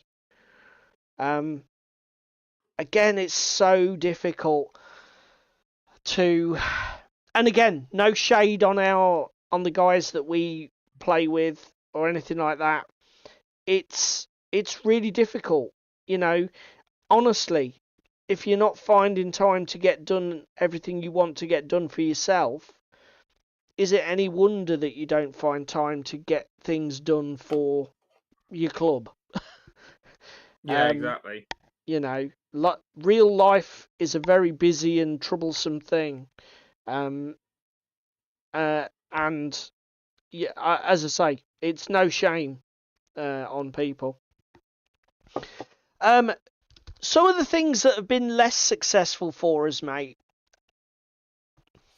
So we had a bit of a phase where we bought a couple of 2-player starters, didn't we? Yep. So we've got Bolt Action. Yep. Blood Bowl.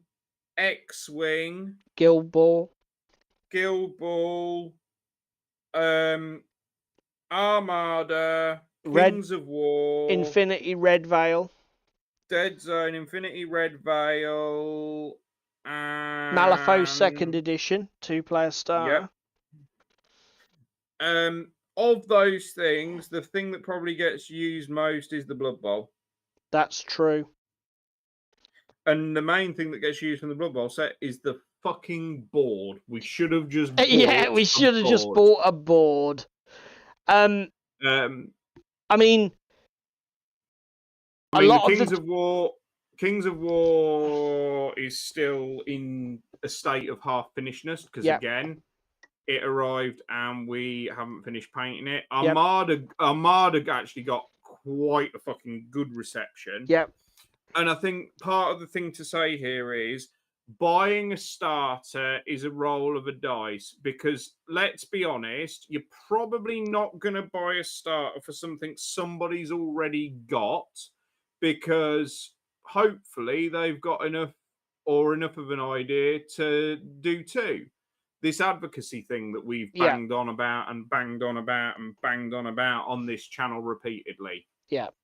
And I think that reason is why I wouldn't recommend clubs spend money on that sort of thing. The games that are played at your club will probably be dictated by the people that already attend your club. And if they are already committed and experienced gamers, they will have the stuff that's required to show other people the games. Buying those sort of assets for your club is probably not worth it. Again, I don't think Mantic have done it since. Mantic did a really good thing to support clubs coming out of lockdown. Yeah. In the discount that they gave on their Kings of War Armada, Dead Zone, and Kings of War Armada, Dead Zone. Oh, what's the other one? What's the fucking the board game that's the football one? Not Dreadball. It was the one with the hexagonal based, not mechy things, wasn't it? Yeah, I Can't even remember what it's it's called. Never really took off at club, regardless. No, but of that, pretty much 1 in 4 took off at club. Kings of War probably would have if we'd have got it finished and done. But as I say, that's still currently in a state of half-arsedness. But again, if somebody wanted to play Kings of War, I'd just bring my Orcs and Chaos in. Yeah. Do you know what I mean? If somebody wanted to learn Kings of War, I'd show them with my models. No, it's not Guild Ball, Trev.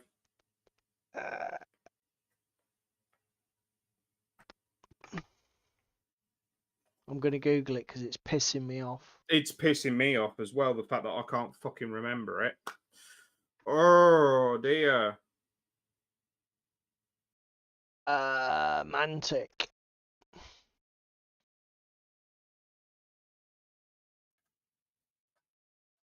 I'm not playing her. She can fuck off a minute.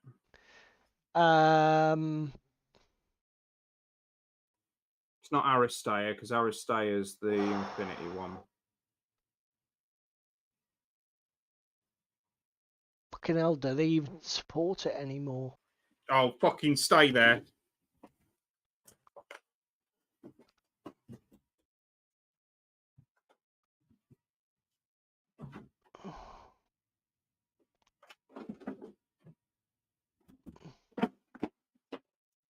Overdrive. Overdrive, thank you. Fucking hell, that was torture. I've got it here at home. Yeah. Yeah. Overdrive. Yeah. Who remembers Overdrive, everybody? So yeah. The only and do you know what? This even extends to this. We have had some incredibly generous members of our club that have donated entire armies. I think it was David Wilson donated a ton of Space Marines. I painted them up in like this custom Stonehammers chapter, so that we had a almost starter army. In like club colours. Yeah. But again, it was a nice idea, but I can count on one hand how many times that's got out of the cupboard. Yeah, exactly. Over the past 5 years. The amount of time I spent on that would have been better spent finishing those buildings from Sarissa. I should have spent the time on the terrain. We didn't have the terrain at the time, and it doesn't work like that. But the point is still there. Even if people donate stuff. I mean, again, Ricky donated 9th Horn. Yeah, we've got AOS. Yeah. They've never come out of box since they were donated. And do you know what? What we should do as a club is literally auction those model collections off or flip them on eBay, turn them into cash for the club to buy other stuff we want. Because, as I've said, our club's been running for years now, and the thing is, it sounds like a great idea on paper. I've just realised something. Our club's been running for nearly 10 years. Yeah. If not over 10 years. It sounds like a great idea, but honestly, guys, you won't get the use out of them. Don't do it. They're not something that's useful for club. But again, next thing I want to come on to is probably a little bit of a negative. is members and cliques. Yes. So, unfortunately, it's human nature to form a tribe. And even within that tribe of people that support and love wargaming, you will have further subdivisions. Yes, sub-factions. The only thing we can try and do as a club is to try and encourage cross-play, try and encourage a respective atmosphere as well with people's thoughts and opinions, but without it being either A, super woke, and B, doing that. Doing the thing of, well, here's the rules, and if there's the rules, you get kicked out, kind of thing. Yeah. Do you know what I mean? Yeah. Ultimately, yeah, that is that. We've been really lucky. We've never really been in that situation where effectively we've had to police attendees because their behaviour. Think the worst behaviour I have had was shortly after we had Discord, midway through lockdown.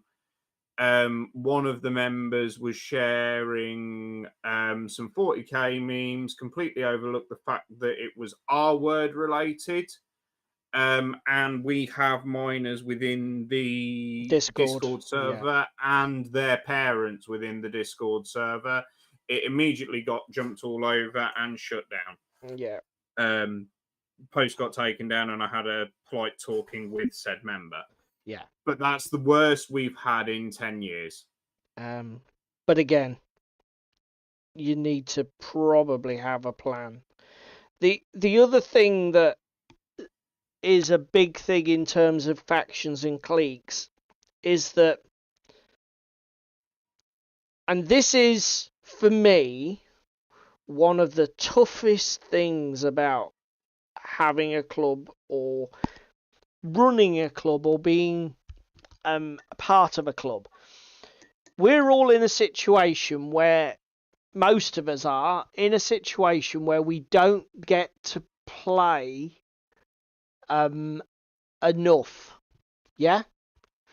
And like, we go to club. I look forward to going to club on a Monday night to play the games that I've probably been planning to play for weeks. Me and Paul have a diary. Me and Paul are booked out till about May, June at this point, aren't we, mate? Yeah. And I get other people might be a bit more impulsive, but that's how we roll. Well, again, how we roll is most months are a 4-week or 5-week month. One of those weeks is reserved for board games. The other 3 weeks are free game. Me and Paul always try to play each other at least once a month, but that has kind of slid by the wayside these past 12 months because we are meeting up more of a weekend to do stuff in our own time. Yeah, and so that's because we've got incredibly patient and understanding partners who allow us to basically bleed our gaming over more than one night a week. But the problem is this, right? I plan my game and I know what I'm doing when I get to club. So the situation you've got is this. Everybody's in the same boat. There are 6 of you or 8 of you. You are balls deep, for want of a better phrase, in a game of 40k, Kings of War, whatever you had planned, right? And then the newcomer walks through the door. The person who's never been to your club before. And the thing that I would always say to people who are part of a club, get together, the regulars, the hardcore, the people who are really the nucleus of that club, because you're always going to have different levels of commitment from individuals to the hobby and people have to the club. Commitments and stuff crop up occasionally as well, suddenly. But you need to have a conversation as a group of you how do we deal, what do we do with this person? Because to be honest, and this is something that I'm terrible at, it's my biggest failing. When we get newcomers to the club, because I am engaged in the gaming, which is what I enjoy, I don't engage with the newcomers enough. And the problem with that is they don't come back. Yeah, I do a little bit of an intro piece and explain what we're doing, etc. And do like give them the offer of, well, if you want to come back next week, we can do something, because again, this has kind of been scheduled. But I wouldn't even necessarily say it's the newcomers as well. I think as a club, it pays to be organized, it pays to have that commitment of organization. But again, like you say, you need to have that conversation that if somebody new walks through that door this evening, might have to drop out and sort bits and pieces. Yeah. Because again, in a similar vein, there are, we've already mentioned levels of commitment. There are, and again, this is not me throwing shade, but there are different levels of commitment within the hobby. There are people that want to organize a game on a Friday night for the following Monday. Christ almighty, I've seen people posting in our Discord server on the Monday morning, asking if somebody wants a game. And now and again, that might be because that person has an unpredictable work pattern. They didn't know they were going to be free that day. There could be 1,000 reasons why that is, but obviously it's really difficult. It's really difficult. It doesn't fit in with mine and Paul's scheduling. It doesn't fit in. And the problem is, the smaller your club is, the harder it is to accommodate those sort of people who want to make plans last minute. Obviously, if you are like a massive gaming club in the centre of a big city and you've got 30 plus people, you've probably got half a dozen people who are making plans at the last minute. So they'll tend to form their own little sub-clique of the people who organise shit at the last minute. But for like in our situation, where we've only got like 6 to 8 people most of the time, it's really difficult. It gets awkward. It does get difficult. But all I can say is, we've already talked about setting up your social media tools, setting up your communication channels. Try and foster that as much as possible. Get people to communicate with other members of the club. Because it does encourage using that framework. Yeah. I mean, again, the biggest issue we ever had a problem with, going back with communication tools, was Facebook.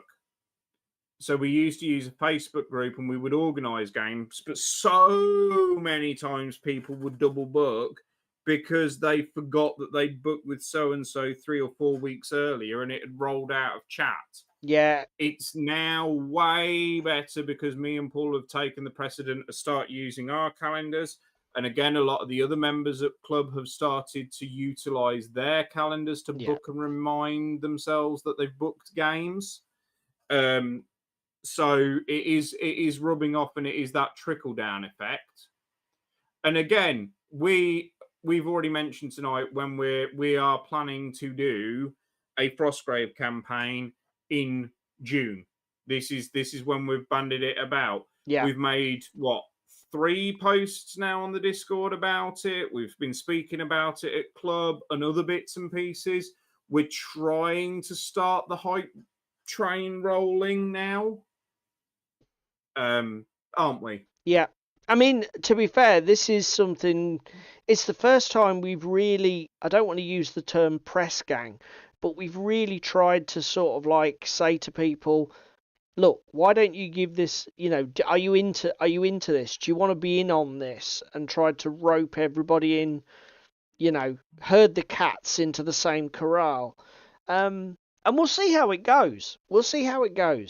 Again, It's really difficult when you've got a small club, because if there are only 6 of 8 of you and you've got somebody who's absolutely got a massive hard-on for Games Workshop and only Games Workshop, but they're the only one of 6, ooh, that might be somebody who struggles to find a place at your club, and it's I know. difficult. I want to say our club is not GW focused. Not at all. We have had several people walk in the door going, "Oh, I'm really interested in playing 40k." Genuinely, can I suggest you go to Spalding on a Wednesday? Because there's Yeah. not many people here that will actually get out of bed for 40k. Yeah, it's awful to have to say it, but the truth is the truth. And again, I'd rather be upfront and honest with somebody and truthful than endure playing 40k Yeah. and then get into that person becoming a member, that person committing to come to club more regularly, Yeah. and then them struggling to find games because they play 40k. Yeah, I mean, to be fair, that is a point worth making. Know your market, know what you're good at, know what you do. And be honest. Don't bullshit anybody ever, because there's no point. Don't if nobody at your club likes Games Workshop because they're all like me and David and we're bitter and twisted, don't tell the bloke who turns up, "Oh yeah, there's loads of people here who play 40k," when nobody does. Just be honest with them. You're not gaining anything, because all you know, sooner be honest so they don't waste their time than piss them off by wasting their time. Do you know what I mean? Don't be desperate. Don't be desperate. It won't work. It's not worth it. Look, it's 5 minutes to go. We've waffled on enough. This bloke's looking surprisingly like Father Christmas, and is scary, frankly. I would like you to come down to my desk, Cam, in a second. I just need to finish this guy and then I'll be with you, mate. My God, this is frightening. I don't know how I'm gonna. He looks like he's wearing washing up or gardening gloves. He's got. I'll tell you what he has got on. He's got his fucking Inquisitor fisting gloves on. I don't. let me just close all this shit and let's. Okay, like, yeah, we're going full Santa Claus, people. All I'm gonna say is you lot said to do it, so I've done it. So what you're saying is it's everybody on the internet's fault if you don't win painting competition. This. Oh my fucking God, that is disgusting. Jesus fucking H Christ on a bicycle. What the fuck is that? They wanted Christmas colours. They fucking got Christmas colours. Yeah, I'm not quite sure how we're going to save this, or whether we're even going to bother and just let it slide. I think genuinely that green needs to go and it needs to be replaced with black. Spam says cute. Where's Pandy? Don't know where Pandy is. This is your fault, Pandy, and you too, Cheese Me. I know he isn't here. So yeah, okay. Yeah, the green is a bit intense. I don't know what to do with it. Marigolds for internal purging. Yeah.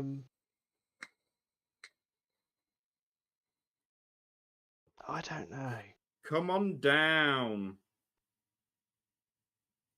Come look at my dwarves. My dwarves are amazing.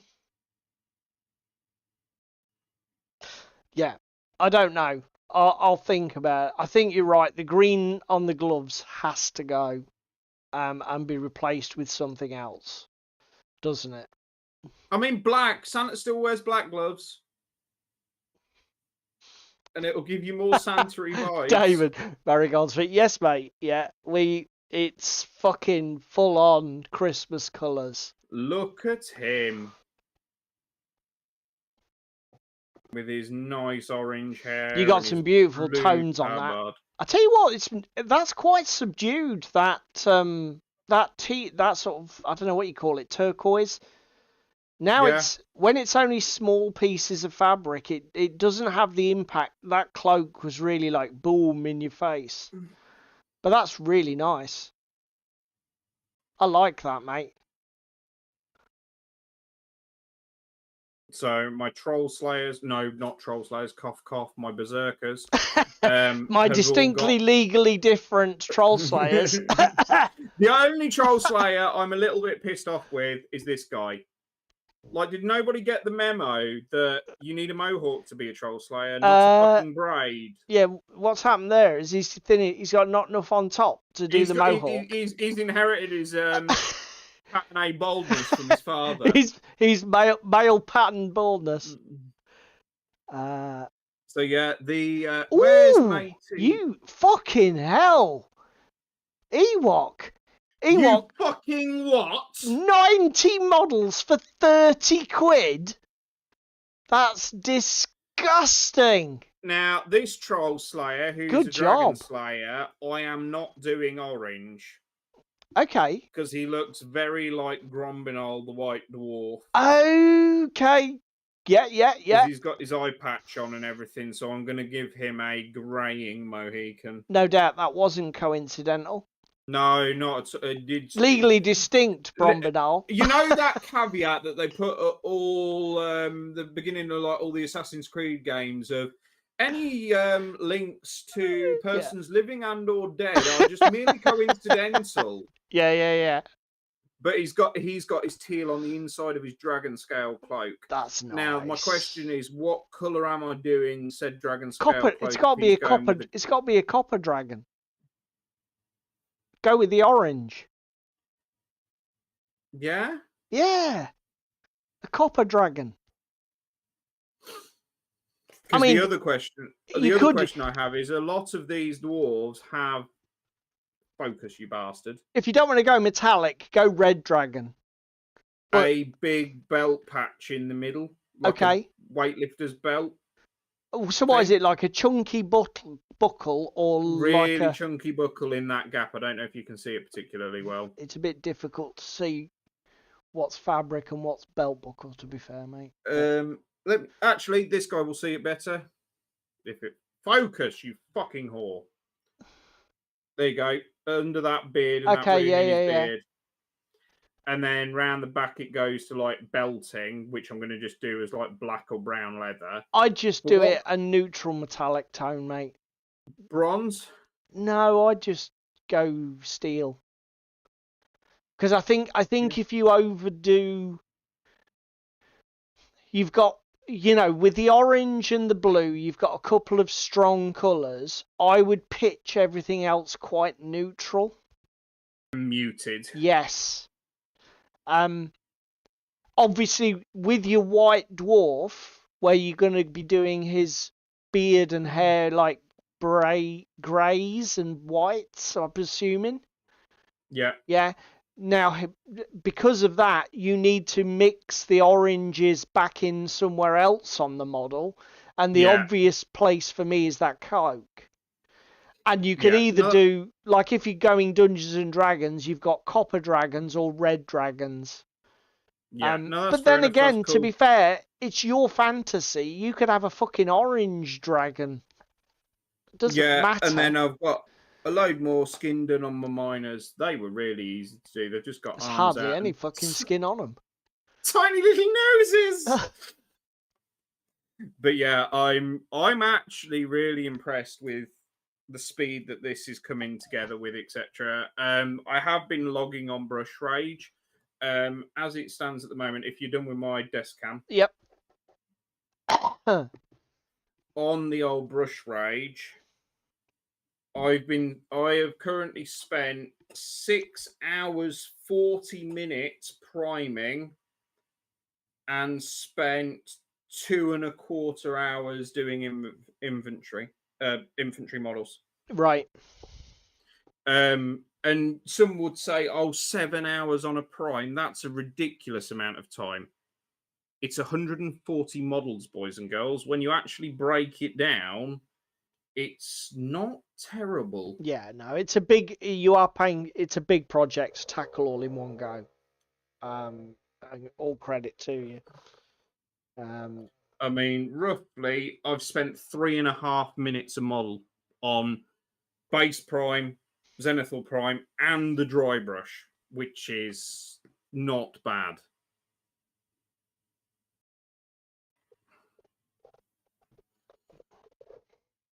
But yeah, I'm really liking these. They're painting up really nicely. I'm a little unsure how I'm gonna keep this blue going through the rest of the army, but we will see what we can do and finagle. Because again, a lot of the... Why can I hear vibrating? It's Oh, it's my you, is it? paint mixer, son. Get it on the project system. I will Ewok when I get some picky picks. We've come to time. Let's wrap it up. We asked on the thumbnail, are wargaming clubs worth the hassle?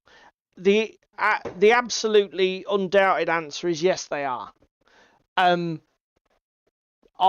would always say the thing is with gaming in a small group where you just game at each other's houses, there isn't that opportunity just to get that random stranger to because I've met so many people through club that I would have not met any other way, and I've made so many great friends. And Dan, God rest his soul. Yeah. So the answer is yes, it is always worth the effort. The caveat is don't underestimate how much work it is. And this is the other thing. Remember, it's a gaming club, okay? A club thrives on its members. It's not a business. It doesn't have an owner and a profiteer. And again, everybody has to be invested. Even if you're...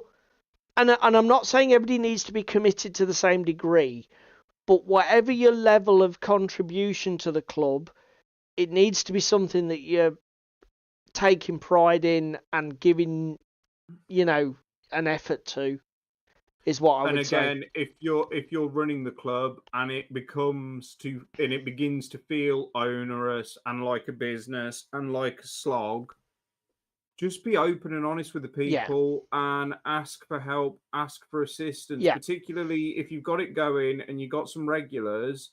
I'm sure 9 times out of 10 people will step up and help and be of assistance. Right. Because they don't want to see it go. And the last thing for tonight is, obviously, there might be people who find us on YouTube, get drawn to this. If they do, it'll be a fucking miracle. Thanks, YouTube algorithm. Up yours. If they find the video on YouTube, they might click on it and start to watch it, whatever.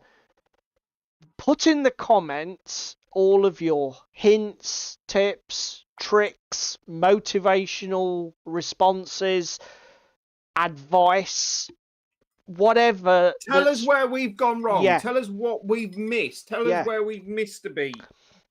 Just make the comments. Think about making the comment section of this video the resource for the people who were going through the process of setting up a club, keeping a club running, getting a club through difficult times. Get in the comments down below and add value. I mean, again, we haven't even discussed difficult times this evening, numbers dropping, people dropping, etc. Do you know what I mean? Yeah. We haven't even mentioned that.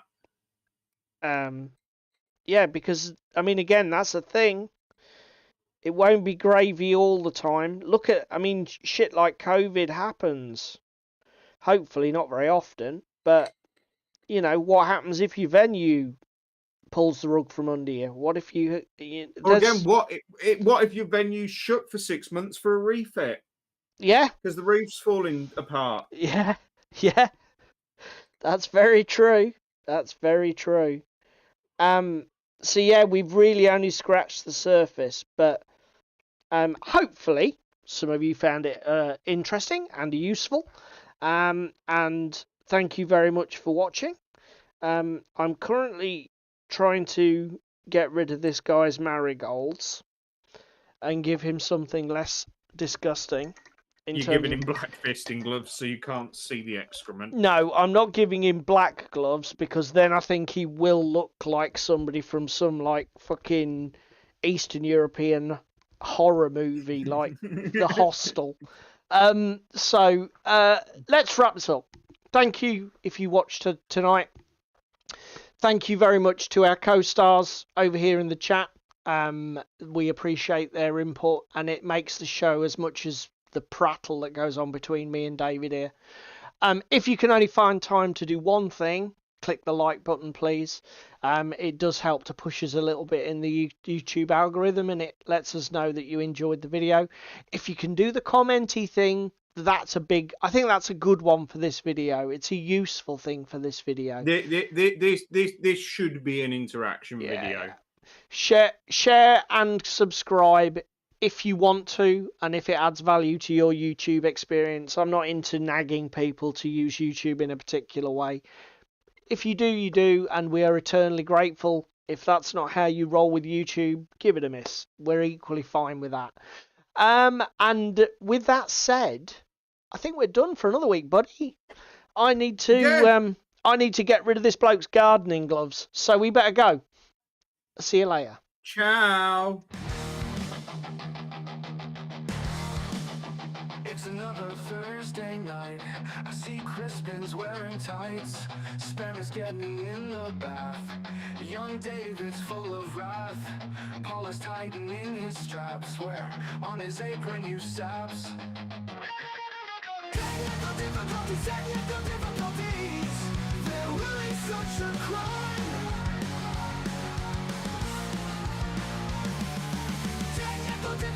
Technical difficulties.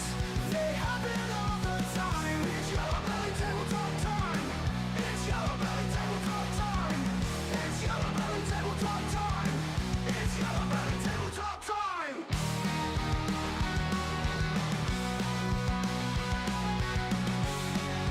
Yellow Belly Tabletop time. It's Yellow Belly Tabletop time.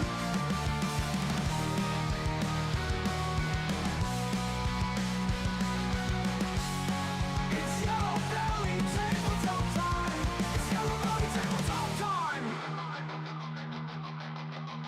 Cheese Me is on day release. Dan still tries not to crease. And he walks keeping nice and warm. In bed with Russian uniform.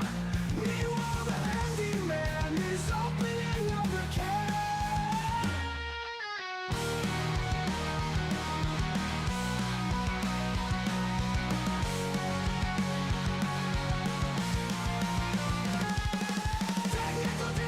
Technical difficulties.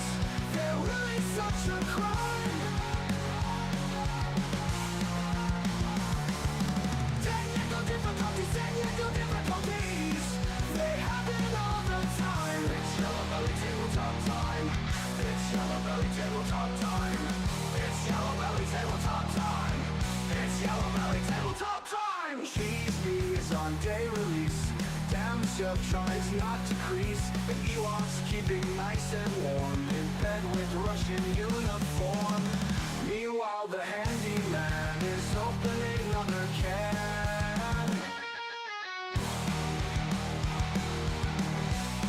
It's Yellow Belly Tabletop time. It's Yellow Belly Tabletop time. It's Yellow Belly Tabletop time. It's Yellow Belly Tabletop time. Cheese Me is on day release. Damn Me Up tries not to crease. And Ewok's keeping nice and warm. In bed with Russian uniform. Meanwhile the handyman is opening another can.